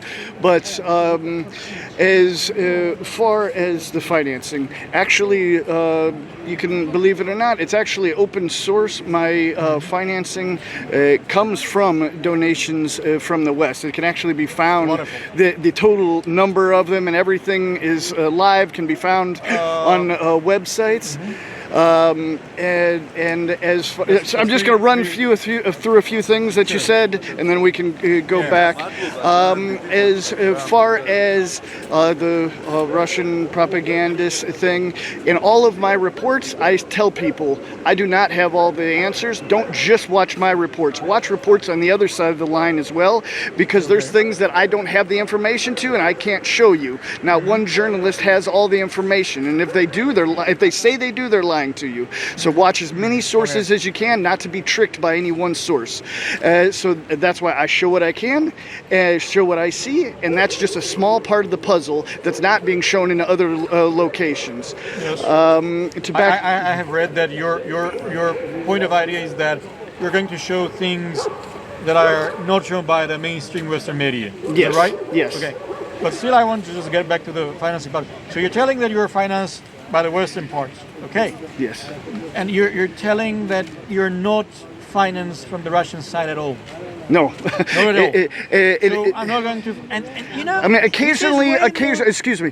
I mean, occasionally there's some donations that come through Russia cards and things like that. That's everything's good. Okay. But that's not Russian. Okay. No, but Yeah. but we're talking about the vast majority, over 95%, okay. has come from the West. I mean, I mean, we know some of the economy in Russia as well. It's not as big and in the West, and the majority of my views come from the West. 95%. I So see that in the comments, and since still I ask myself, are they the real people? Are they the bots? Because we have a severe experience of like attacking from the both sides in the last few days. I can tell the experience what generally I see. Whenever it's Georgian videos, and whenever it can be pretty objectively shown all this process, what happens here. See, there are Russian bots telling like, there's the Maidan 2.0, or there's like a CIA-based another co-revolution. Nonsense, I can simply tell. But whenever you're telling that the 95% is actually financed from the West, I'm sorry to say that, but they actually don't give me the ample reason to believe in that behind these Western financiers there is no kind of Kremlin-backed interests as well. This seems like conspiracy It's not a theory. conspiracy theory. It's actually, I was telling Eric Krasner and Patrushev are like a close friends, and some sources are telling that you have been affiliated with them. So you may blame you are right to blame me because I can tell. Well, I don't have the. I'm not a source of the intelligence, so I can hardly show you the actual facts and figures. But what I see is that, generally speaking, the narrative that is spoken, that actually appeases and that's on the Russian side, usually is used and is financed from the Russian side. Russia doesn't have experience of free, independent media. We can, there were some opposition channels that were swiped away or just closed, but as a main Russian media mainstream, it's always state controlled.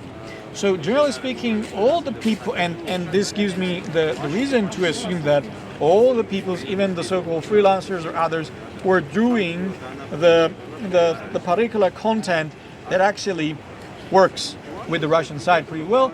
Well, it is the high probability that it's actually done for the Russians by the Russian finances.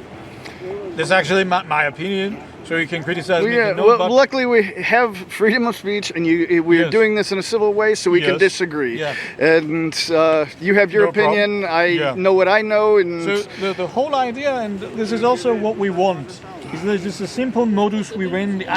We don't want actually to be hit by the police because I have different idea and we can have different ideas, but still we can agree that we are not going to stop and kill each other because of that. This is also one of the reasons why protesters are there. Okay, and to go back to the issues you had with my reports here, you commented on the fact that I talked about violence. Is that the only issue with it? There was actually one of the interviews. I'm not sure who the person. I think he was not Georgian. Because he mentioned that he's like a month here. Our Argentinian that I met right here. I was surprised. On the one hand, he's telling that when the left actually loses elections and when the right wins, it's actually rigged elections. But then he tells that he saw swastikas and the white pride. This is total nonsense, I would say. Well, I've seen them. You have several. Seen that? Yeah. There was actually right there on the wall. I can tell you way more important things. All the other parts, you can also show this, have been actually blurred later. But somehow swastikas were revealed. Does it? No, now it's been blurred. It has. Yeah. So I have seen when I was there. Yeah, I mean, of course, there's thousands of your EU flags, thousands of native flags, and I think in the week I've been here, I saw 5 or 6 far right, nasty things. So it's, I mean, it's such a small percent, but to just show that these are the majority of the people who are protesting, this is simply not true. No, I totally agree, and I said that in my report. It's not true. It's a very small amount of the graffiti, and As well as it's actually another thing is that if you're going to find also, and it was previous interviews with the people nearby the Baratashvili Street, the mostly Russian speakers, you're going to realize the distinction and the different segments of the people. So if you're going to find people in their older age, they still have some sort of nostalgia with the USSR. Yeah. So if they're telling you that, they're just LGBT supporters and Europe is actually perverted and I prefer to be with Russia, I do understand kind of their people, they've been living most of their life in the Soviet Union, but again, I just want to emphasize, these people don't like Stalin regime. They may say, it was a good time in 70s and before the middle of 80s because, and sometimes the reasons are pretty ridiculous. Everyone used to live good. I used to just corrupt someone. I used to just pay extra money. Everything was done. And whenever I ask these people, how do you think why Soviet Union collapsed? They're just somehow surprised. So if you want to really realize the actual reason of the protest, try to find it. I don't think it would be pretty hard to find English-speaking, bright-minded students there. My students are also there, so you can find them. But they can simply tell that no one finances them. It's just ordinary students. They are doing all this protest because of their will. That's it.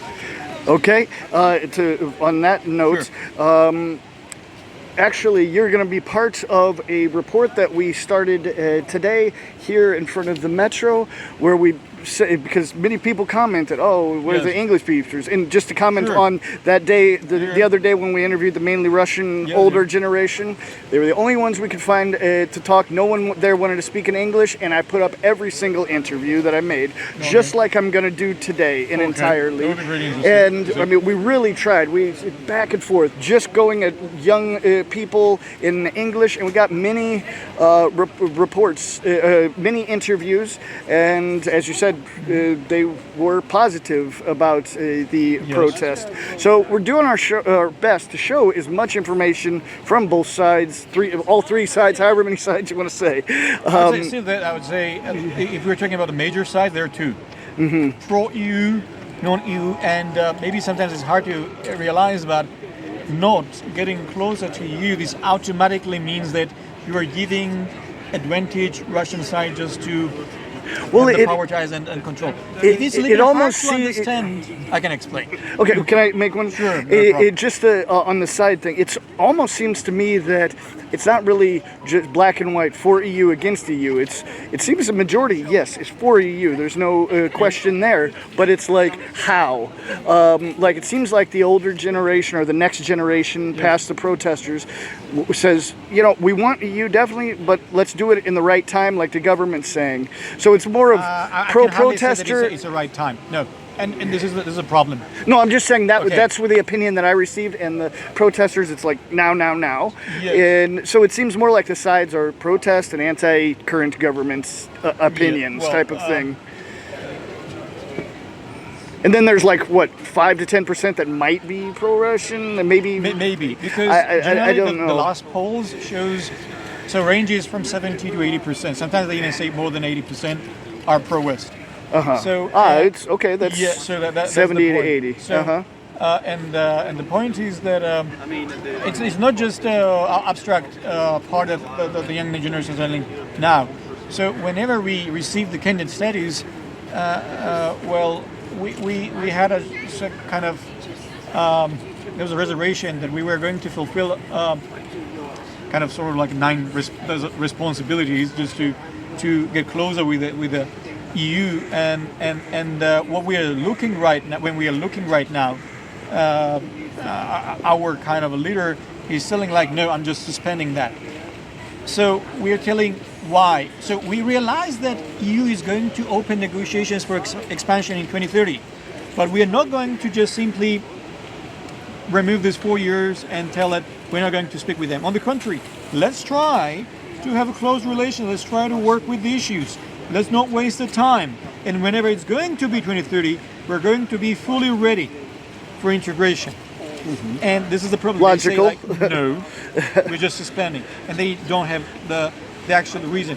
Maybe we can assume that the reason is that because the particular responsibilities which was taken by Georgia was not fulfilled, and the EU was upset about that, and Georgian Dream kind of played a game like who's going to be first. So they were afraid that if the EU is going to blame them, that then the particular things were not demands and the responsibilities were not fulfilled, they're going to suspend from their side. So I'm going to be first. So I'm going to show that it's my initiative. But anyway, doesn't matter EU suspends that or the government suspends that. The responsibility should be taken by the government because they were going to work. They were going to get closer. They were going to solve the issues, and they are losing this opportunity. So we're against that, and that's the pure reaction you can find up there in front of the parliament. Gotcha. And for okay, I'll see you. Okay. Oh yeah. Sure. Thank you for your time. I think it was interesting. Yeah, I'm still sure. going. Yeah. So the as far as the violence that I said on the protesters' side, I'll show you my point of view. I've not been here the full 14 days. I've just been. Today's the 7th night. Yes. And what we saw, only one, you could say, violent day during these 7 days, and that was on Friday. You mean from the police side? Well, from both. Oh, okay. I just, maybe there was some stuff that went back and forth on another day. We were here every night, didn't see it. Just Friday is the hot day, you could call it. And what we saw was the police lines and the front of on the sides and the front of the parliament, and then protesters firing the fireworks at them, and then the police bringing out the water cannons as they tried to push them down the road, which they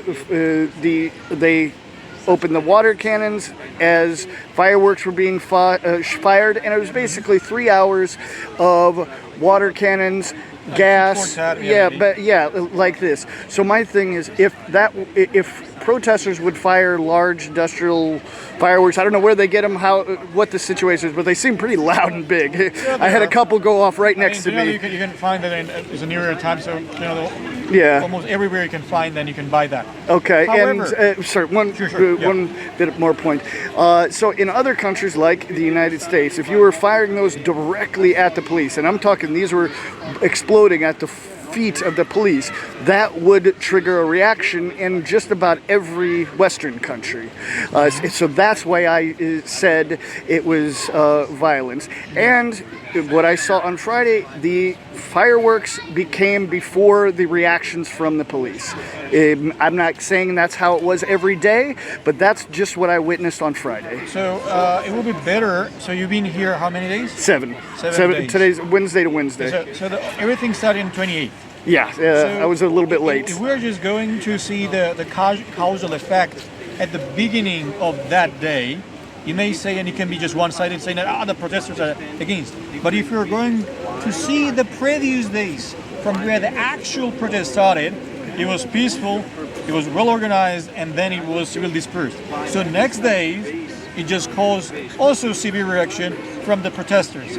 And 5 days ago, you can be, probably you've been here, so they've been actually the cases when the pro-opposition journalists have been attacked by the masked guys. I'm not sure if you have shown that. I've seen it, and I made some and the lady reposts. was actually literally pushed down, and the cameraman was hit, and later they literally stepped over the head of this person, and we have actual footage of this. And you know what is the sad part? Police was just a few meters away from this, and there was no reaction. So we can assume that was wrong. that the attackers are on the same side. The police and the police are the same side. So this can be also the people who unfortunately work in the Ministry of Interior. But the government said they made an investigation. We're just waiting for the result. You know, there's plenty of cases since March, whenever we call this Russian law was again introduced as a bill, and then quickly it was actually approved as a law. The foreign agent law, which doesn't the West, most countries in the West also have a version of that, including the United States? Yes, the United States has FARA, but I always tell people, can someone explain me what is the difference between lobbyist groups and NGOs? As far as I know, there has been no case, and there's been no moment when FARA was used against non-governmental organizations. There's a big difference between non-governmental organization and the lobby. So FARA is actually regulating lobbyist works, especially foreign lobby. And the so-called foreign agents are directed against the Western funds that are financing non-governmental organizations. So the problem is that I can work in a local NGO to protect the rights of the dogs. And if my local government or Georgian sources are not enough to finance me, okay, I can find other Western organizations, and they can give me the money just to protect dogs or protect cats, whatever. But the problem is, if I'm getting more than 20%, I'm just labeled to be agent. Why? This is my question. If I'm just working on a book, and like Friedrich Ebert Fund actually finances me and tells that, okay, your ideas does not mirror or actually coinciding with my ideas, and I still actually financed, why I am foreign agent? I'm just doing my job. I have my project. I'm just doing it by myself. I just want someone who is going to help me financially. And whatever other funds may tell, just mention our name, protect dogs, protect rights of the disabled people, print books and make social research. If you don't have money, we are going to finance that. We have just only one fund, like a Rustaveli fund. But whenever you don't have opportunity just to get fund from there, you may find other sources from the Western universities. Why I should be labeled foreign agent? And we can say everything started in the same way in 2012, whenever Russia initiated the same thing. I understand that the Westerns have the same laws in UK, in France, in Canada, in US, but what is the threat? We need to ask question. Generally, they actually, maybe you don't like that, but they like to make all this Chinese and Russian transactions way more transparent. In our case, the government is targeting the Western countries. And we say we're partners, then why? And are they doing something bad? Then there is no, if they're doing and if they're financing revolution, I can simply tell, no need law about transparency. We have Georgian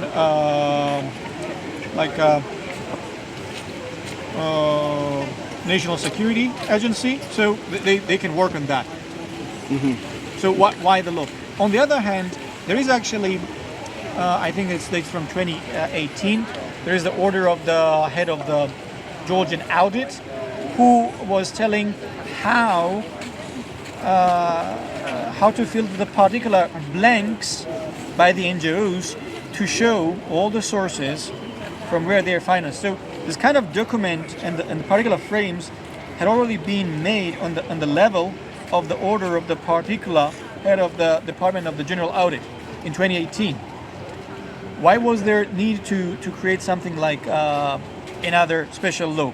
Another thing is you can just simply send a email to the particular non-government organizations, they can show you all. And for example, Transparency International Georgia, they actually show how much and from what country, from which countries they're financed. So our question was like, what is the point? And it was pretty catchy, it was pretty suspicious. This was the reason. And I studied that because of a particular thing. Whenever we had protests back then, plenty of peaceful protesters were beaten up severely. Since then, no policeman was arrested. So-called investigation is still in the process, pending, but there is no actual result. So we say that's a problem, and we're skeptic that they're going to investigate the same case again. So we don't have actual consequence. So we don't see what is the aftermath of the so-called investigation. It's kind of, they say, yeah, it's going. Okay. You need to check the Ministry of Interior. They're going to tell you. Press Center is going to tell you things. No one tells anything, and we simply know it never happened. That's sad. I don't want to live in a police state. That's why I'm pro-West. So, despite the fact that you have different idea, if someone is going to, let's say, assault you, attack you in U.S., you can tell me that your rights are not going to be protected, even though you may have like a non-governmental, like anti-governmental protest and different opinions. You're good to be. But if there are people firing large fireworks at the police, they're gonna get hit, So or I maybe understand, shot. but Actually, they probably would have been again, shot. We just need to find. I'm just trying to find the independent variable. Why people started to shoot fireworks? We need to ask this question. Then you need to answer why peaceful protesters were attacked at the beginning of the first days. So whatever you see, it's after. In France, actually, several years ago, there was a protest of the farmers. They generally take the natural fertilizer tanks and they storm the governmental buildings. Literally, excuse me for my French, they fill the particular government buildings with shit. So that happens in Europe as well. So firecrackers, well, whenever you are shot by tear gas balloons and rubber bullets, I need to defend myself. I'm sorry. So I can use all the, not brutal, but still sort of legal means just to defend myself. And you know what happens now? Now they say you shouldn't wear gas mask, you shouldn't wear mask, you shouldn't have a laser. So they're slowly trying to deprive all the rights. Just I want a gas mask because I don't want to breathe in tear gas. But the government tells that you know what, you're using that against policemen. So we just right now going to Gas masks, I definitely don't agree with. If we look at the United States, if you shine a laser in a policeman's face, you're getting arrested, and it's going to be assault on a police officer, and you're going to spend time in jail. That's for sure. Are we talking about the ordinary police, or are we talking about the particular squad who is responsible for dismantling protests? There's a big difference here. I'm not sure about the U.S. But if you have I think assault on a police officer, assault on a police officer. I'm not sure exactly. If I'm going to just take a laser and just I'm going to flash that with a random police, I can have a trouble. Why are you doing that? But whenever it's actually tense situation, they have cannons, water cannons, they have rubber bullets. I understand I just need your something point. Just to defend myself. It's my rights, and it's not illegal to have. If I have actually firearm, it's illegal. If I have a laser and I have a firecracker, it's legal. Yeah, so it's simple. Okay. Yeah, and I like our debate back and forth. People can comment below. I know you don't like all the comments, and anyway, no, some of them are. The problem is I like or not, but just I see that the majority is actually spreading the weird information. There's like a so-called another call for revolution backed by CIA. It's a nonsense. It's simply nonsense. Well, and you've never heard me say that. You never heard me say that. I understand that, but generally I see I witness that in the comments. So I just want to be loud and clear and crystal clear that this is just reaction of the Georgian society, and there is no like conspiracy or other foreign forces involved that, and no one actually gives money people just to send over there. It's just our will, our idea, and we just want to push the government, which is also a democratic process. So I think it's pretty easy to understand. Okay. All right, and back up a little bit. One last input, I would say we talked about Donbass and the war. Of course, war is horrible. Hopefully, it's over soon. But as far as the situation that developed in 2014 with Donetsk and Lugansk, as I told you before off camera, I just, fate put me in Donetsk, and I recorded what I saw. Married a local woman, and the fact is that the local population at that time wanted to leave Ukraine because they saw what happened in Maidan, and they viewed that their democratically elected president was put out of office. Regardless what side believes who and has different opinions, it's the opinion of people. And after that, my wife's home and neighborhood was destroyed by Ukrainian attacks, and that's a fact. I understand. That's a fact. But I just want to simply ask, was you pro-independence of the Donetsk Republic or not? Or your wife? Was there pro-independence of that breakaway region? Basically, 90-something% of that region was pro-breakaway. And also the same people were okay to become part of the Russia? Yes. So I would say this is a problem, a little bit inconsistency. So one thing is, I want to be independent, but the other thing is, I want just to become part of another country. They viewed it. They did the referendum because they saw what was happening in Crimea when Crimea was, whatever word you want to put on it. Was the Crimean referendum legal? And by Ukrainian law and Western law, no. By Russian law, yes. Okay. I was there during that time, and I saw it. That was the beginning of my working as a video journalist. But to answer your statement about not matching up independence and Russia, well, at the time, my opinion is, and what I understand is fact, they viewed breaking away from Ukraine as a step to joining Russia, like Crimea did. For them, they didn't see an exact step over. So they thought it would happen a lot sooner than 10 years. Okay, you can say the opinion, but what I see, and in this case, I evaluated actions not of the local people, but of Kremlin, is that it's always like the same scenario.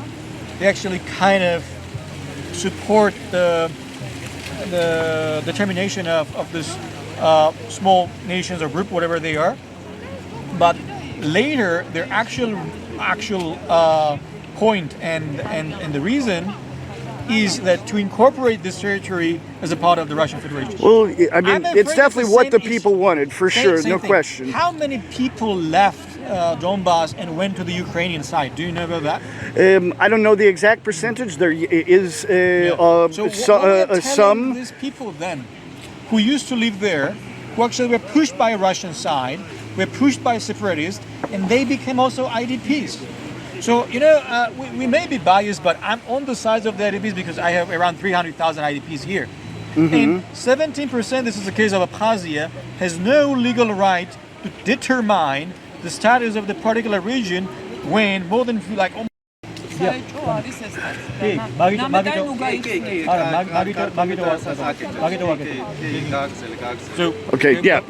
was about Abkhazia and just making parallel about Donbass, that in Abkhazian case we had a situation when 70% of minority supported by Russia and pushed I don't know, it was 45, 47, hard to say exactly, so I need to check the documents, but anyway, more than 40% of Georgians were just pushed away.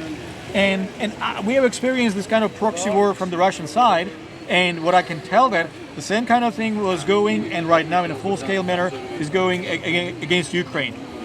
I can ask you a simple question. Would you like Ukraine to win in this war?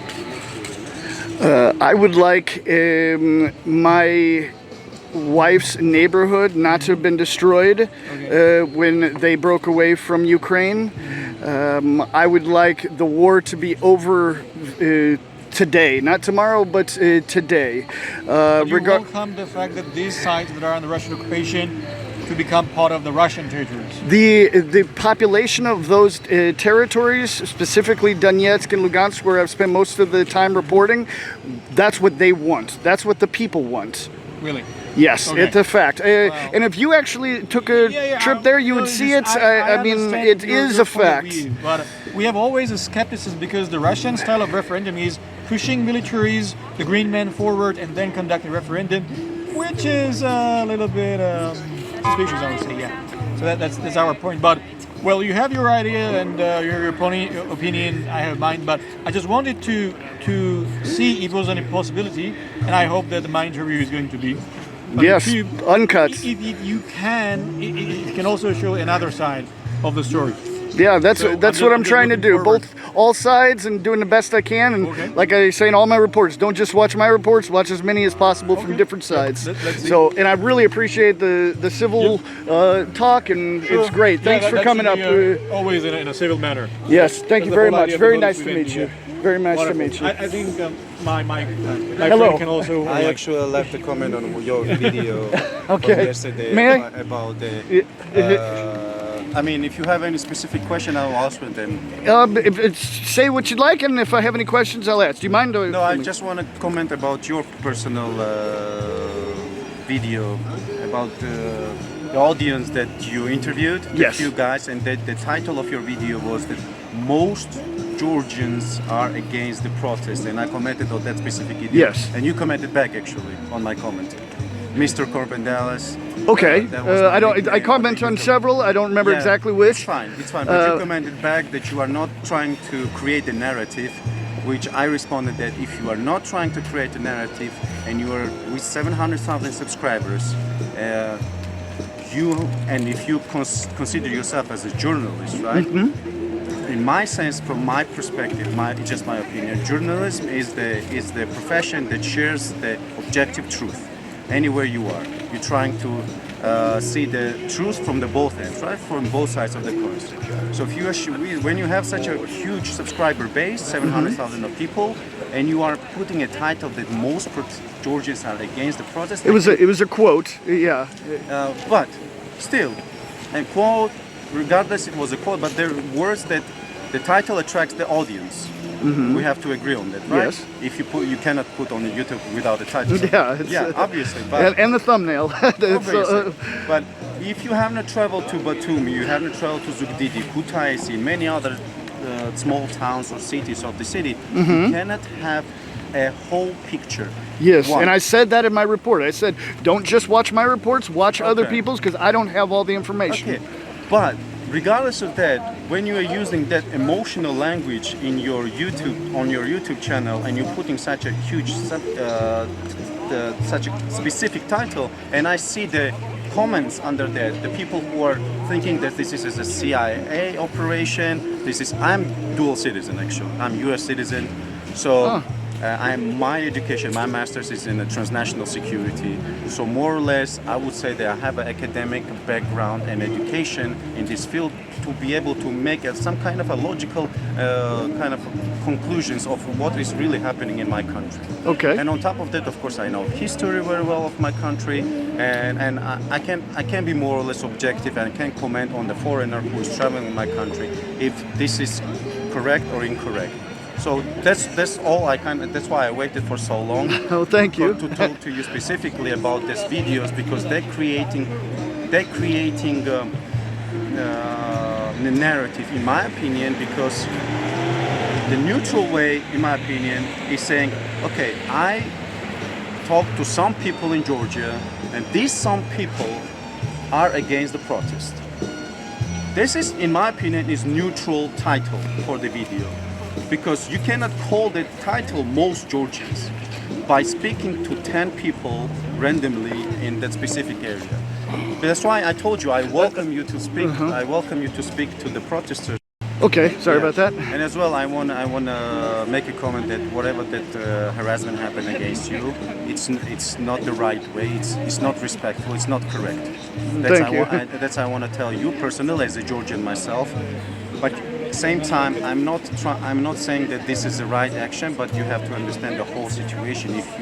If you really want to report the truth, that these people who are standing there, they are angry about a lot of reasons will happen in the past 12 years.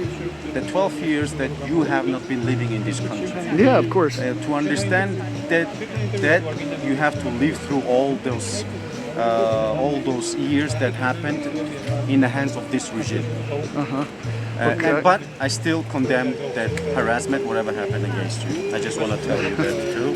So you know the other side of it. And that's why I told you, welcome to talk to the younger generation and hear their opinions about what they want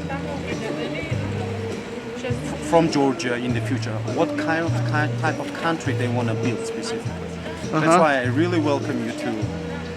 If you feel scared, I know you shared you shared like 7 or 8 videos that you were scared because of that harassment happened.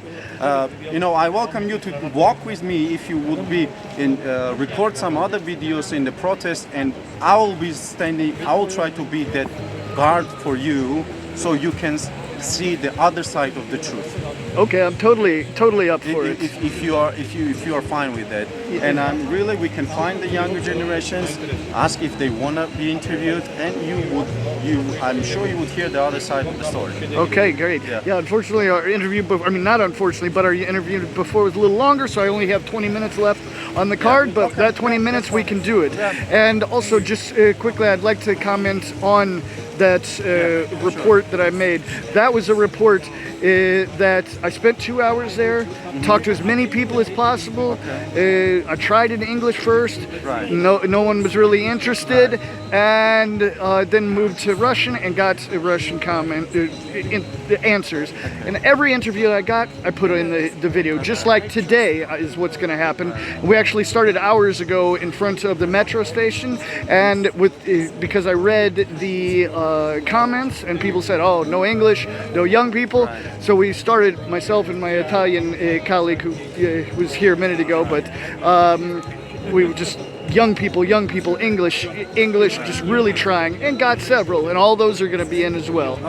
So that's good. Doing our best. That's good. And I want to tell you one thing, that Georgian people are generally shy when they are talking on camera. And in general, due to the situation that's happening in the country, a lot of people are afraid to share their opinions on camera because they fear actually that information will be used against them. So I just want to tell you that in general, Georgian people are pretty shy on camera. Okay, great. Especially the older generation. All right. Well, let's if you're really serious about it, let's get to it before we waste too much video. And so I think I've got 17 minutes left. We can find a independent observer on the elections. Okay, so you're an independent observer on the elections. Okay, and you're his wife. Sorry, I cut the thing. She'll share that information about how elections actually proceeded. Okay, can you explain? Yeah. Hi. Yeah. So I worked as an independent observer during the elections. I was based in Kutaisi, and I can tell you how it worked out during the entire day. So from the very beginning in the morning, the first thing that was clear that the election commission was composed of the people who are pro-Georgian Dream. So normally there should be a balance between who is from which party, so that there are checks and balances in the system. So that was one issue. Very soon, probably in about an hour, I started noticing that the people who were working as registrators, the ones that gave you the marking and so forth, they were literally pointing with fingers saying, "Circle 41." When I saw that, immediately I started. 41. Circle 41. I was standing on top of the. I was standing behind, watching what the registrator is doing. The voter comes, he does the registration, and then, when he's given the paperwork for making his choice, literally the registrator pointed and said, "Circle 41." And he did that several times. So I immediately raised the red flag, because what you should do normally is talk to the head of commission first and say, "Here's the problem." So I talked to the head of commission, and she was like, "Okay, let me sort out that issue." and I observed what happened. She went and talked to the registrator, and I overheard the conversation. Oh, never mind, not a big deal. So then I made a call on the hotline, and I said, this is happening. So they told me that I have to write a formal complaint. I wrote a formal complaint, and what happened? There was no reaction. The guy who was the registrator, then he moved to the machines where people were putting the votes. So he was helping people to put paper in the machine. And every time the paper was flipped, you could see the dot, the black dot. Because 41 is on the bottom, I could literally tell who voted for whom. It was so obvious. There was also a camera standing and recording, and there was massive mobilization happening. So observers were inside and observers were outside also to monitor the perimeter. So people were transported by different cars. So they brought many people to vote. So the whole system was working to bring people and make them vote for 41. And that was happening during the whole day, and I don't know how many complaints I and other independent observers raised, and we could do literally nothing because the whole commission was made up of one party. So, I mean, there was literally no justice that we could seek there. We were observing, we were raising red flags, and that's it. So this is just for one place, and there is evidence like this pretty much from every place where the elections were happening. Normally these were either kindergartens or the schools used as the buildings for that. So only from that one place it was obvious what is happening. And when we counted the votes, Georgian Dream got 47% there. And the commission people, they were literally black on their face. They started calling immediately. I overheard conversations like, who dumped us? How is that possible? We should have gotten more votes. I even recorded when they were trying to bring people to vote. I recorded those conversations. I took a video of the car they were using to bring people to vote. And of course, when they saw I'm making the video, they started threatening me. And what was also happening, they had so-called observers. So there were many people observing, but there were really two people observing. No, three people. It was me, it was Young Lawyers Association, and it was the political party number 4. That was it. Others had some badges of unknown NGOs you've never ever heard of, but you could see them working very closely with the election commission. So it was obvious what's going on. These people are there as if to observe the elections, but that was not the case. So my question is, if such things are happening and Georgian Dream is getting 47%, because of all the investments made, I mean, how much are they really getting? Okay. Yeah, and then when, towards the end, actually, old people, they are the ones mostly involved in agitation, in paying off people, in doing all the work. I mean, I was receiving direct threats. I mean, she came up to me and she said, who are you? I had the badge, I showed, this is who I am, this is what I'm doing. I was like, now show me yours. She was hiding it all the time. You're not supposed to be in the place without showing your badge. So there were so many things that went wrong, and the problem is that we as observers could not do anything except take a video, make a recording, write the complaint, try to do something, but we couldn't really prevent much from happening because there was nothing you could do when everybody is conspired. And now we are hearing that, elections were not rigged. Really?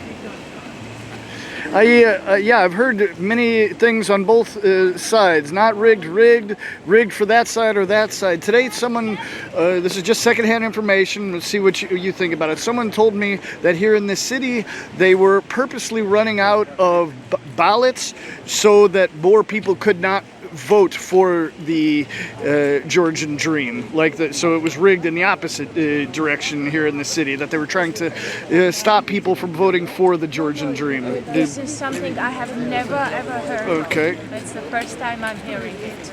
What I know is right before the elections, the laws were changed.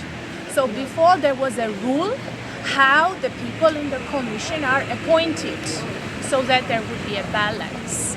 Those rules were changed so that the election commission, which is also, pro-Georgian dream, they could appoint people the way they wanted. So everything was well set up and well organized, so you couldn't do much in terms of intervening.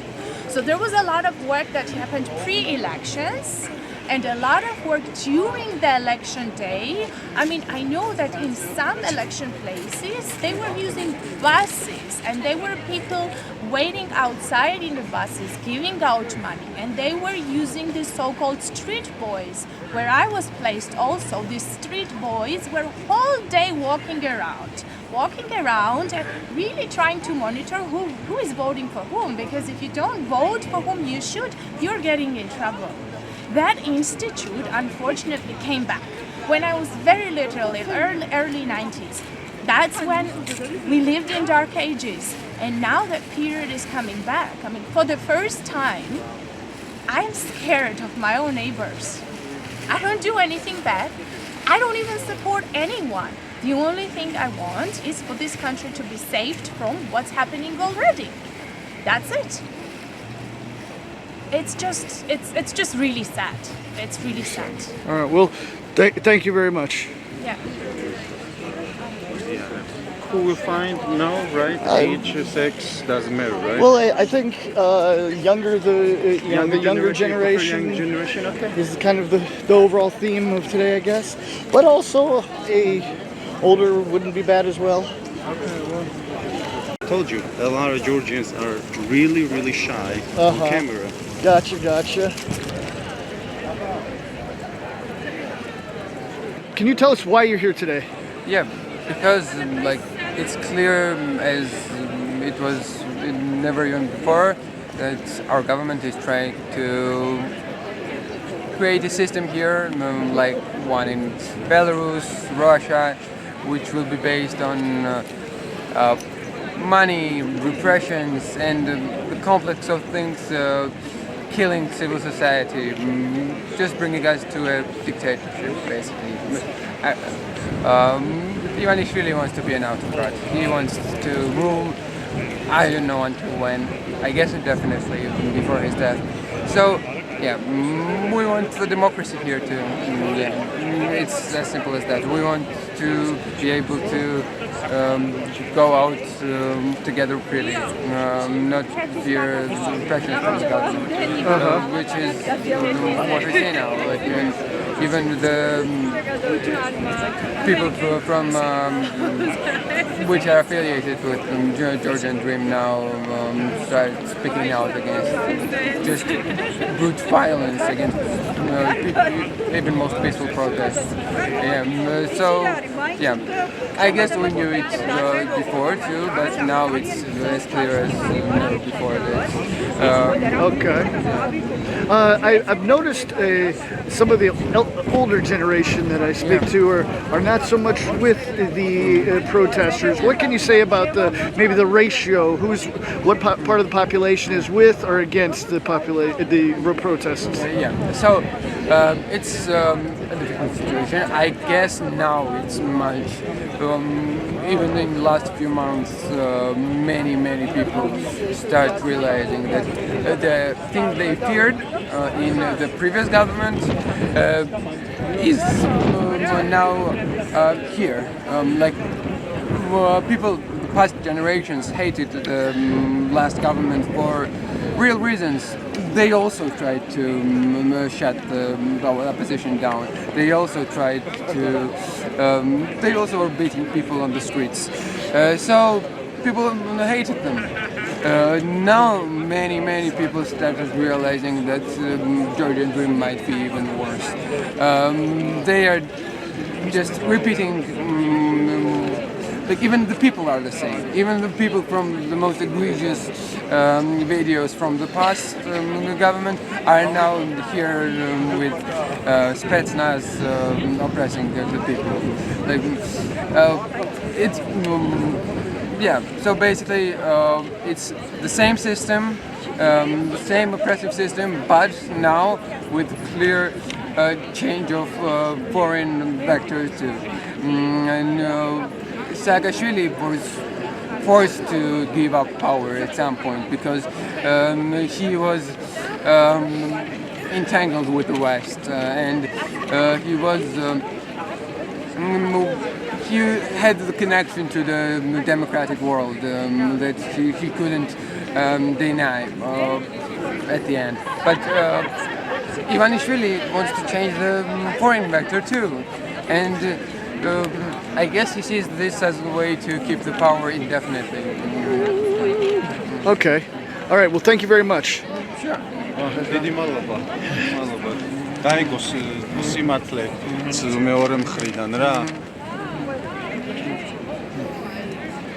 Thank you very much You're for. welcome, you're welcome. I wish I could do more, but I've got like 2 minutes left. No, my card is almost full. Which state are you from? Missouri. And what are you doing here today? I'm protesting Yeah. Why? because I want to live in the country where people respect each other, where people have rights, where people don't how to say that? I'm educator, I'm youth worker, so I believe that when we have government who spreads a lot of lies and hate speeches, I don't want that in my country. And right now when we say that it's divided because of that, because of this misunderstanding, miscommunication, lies. So I'm protesting. All right. A lot of information. As you saw, I pushed it to the max, filling up both of my cards.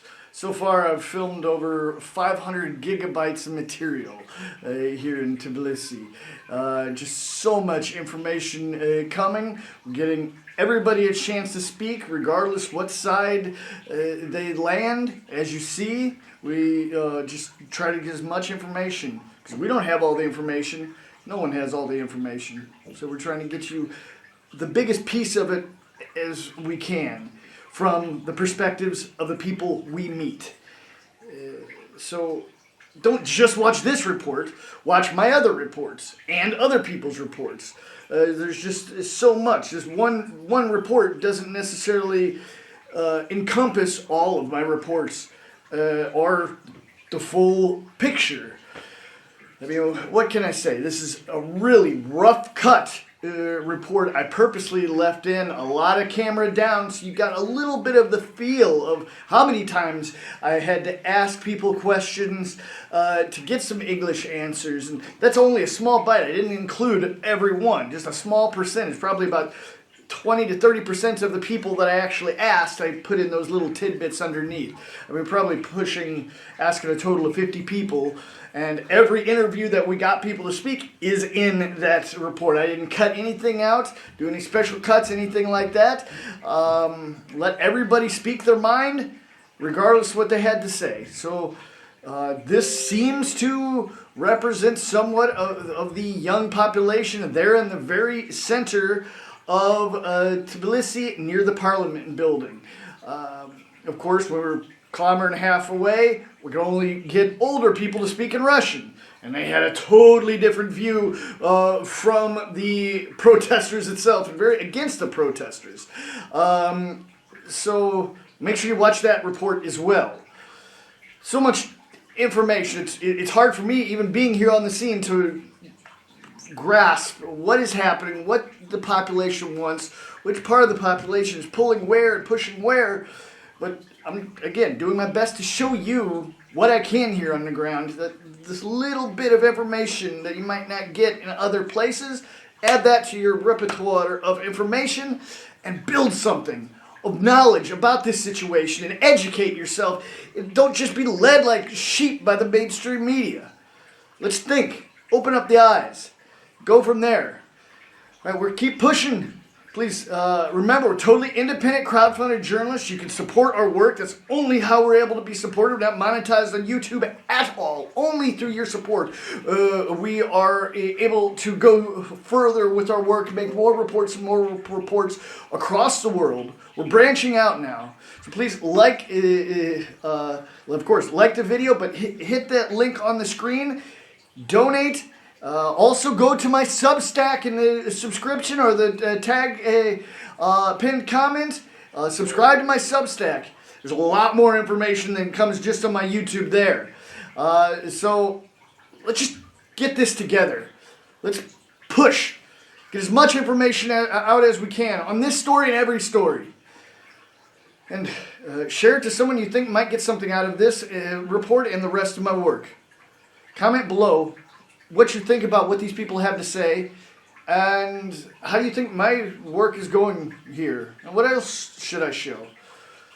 All right, we're off.